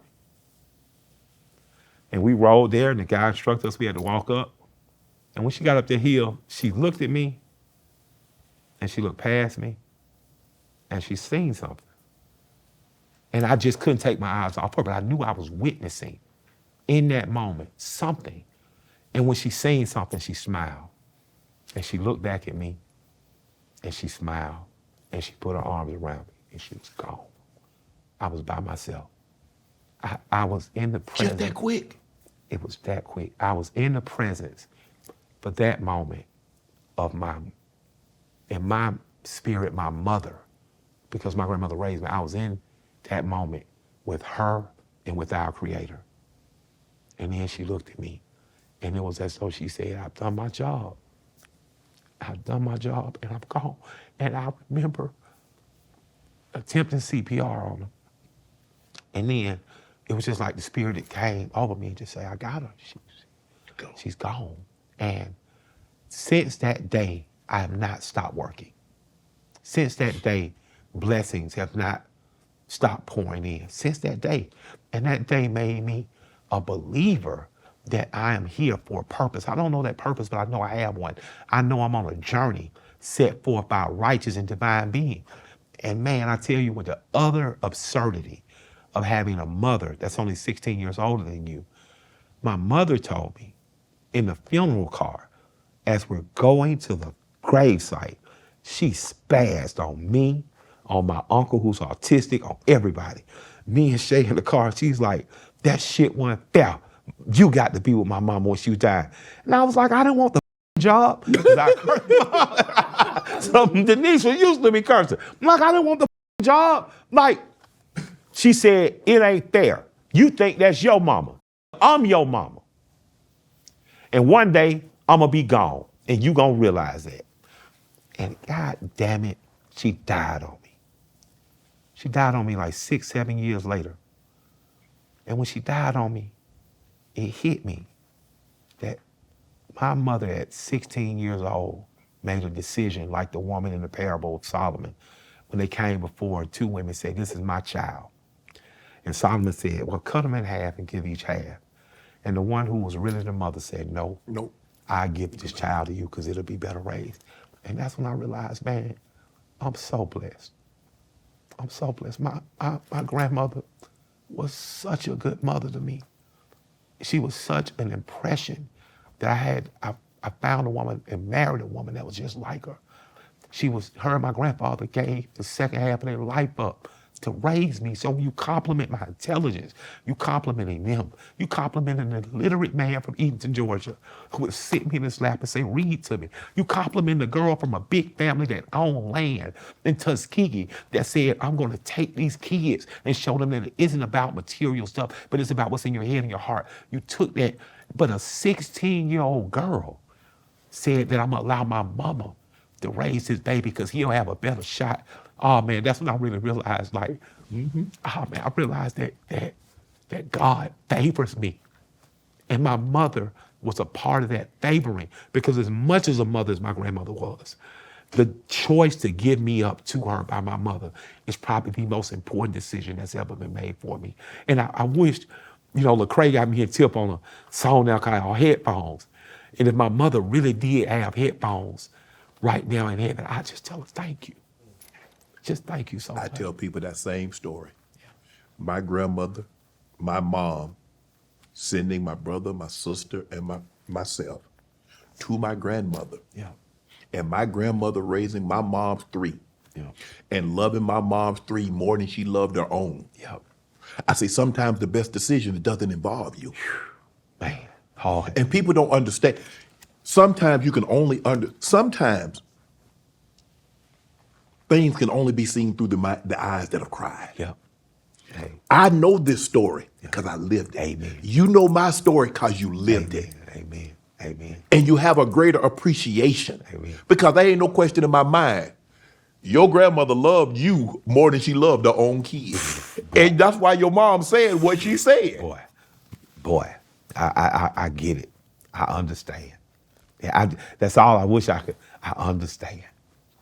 What's next with Killer Mike? I don't know. I just know God got somewhere for me to go. It's my job to be dressed and showered and ready. I know that I have things to fulfill with people I love that I made promises to. I know that ultimately my promise is to the person I look in the mirror and I say, I'm gonna do this for you. I know that Shay and I have somewhere to go and grow. I know my children, I gotta make sure they can take care of themselves before I get out of here. Mm-hmm. I pray that I'm around to see grandchildren and great-grands. So I'm 25 more pounds down, I'm out to 300 Club, so that's an easy goal. What'd you try to get down to? I was up to damn near 420. What? I'm down to 325 now. So you gonna get under 3? I'm getting under 3. That's the goal. Get under 3, tighten up. Like my girl said, Shay, you gotta stop cooking, Shay. You be cooking. But help a brother out. Well, I'll give you this. In the immediate, I want y'all drinking this, because this is really good. And Elle and I worked hard. In the immediate, I want y'all to listen to me on Conversate, because I'm talking about some real things. In the immediate, I'm gonna put up a newsletter soon in the place to buy this. I want y'all to, if you can't get to the swag shop to get some products, in the immediate, I'm gonna keep truth telling. I'm about to go in, we're about to make another Michael. If L is in Amsterdam and he calls me and says, hey man, I got all the beats from Run the Jewels 5, I'll fly to Amsterdam and we'll get that done. But I'm gonna keep doing what I'm doing. And ultimately it's what my grandmother said. I'm gonna keep doing good and I'm gonna keep doing what I'm supposed to do. Killer Mike, ladies and And- gentlemen. Thank you. Appreciate that, man. That was Absolutely. excellent. Absolutely. That was excellent. All my life, been grinding all my life. Sacrifice, hustle paid the price. Want a slice, got to roll the dice, that's why. All my life, I've been grinding all my life. Look, all my life, been grinding all my life. Sacrifice, hustle paid the price. Want a slice, got to roll the dice, that's why. All my life, I've been grinding all my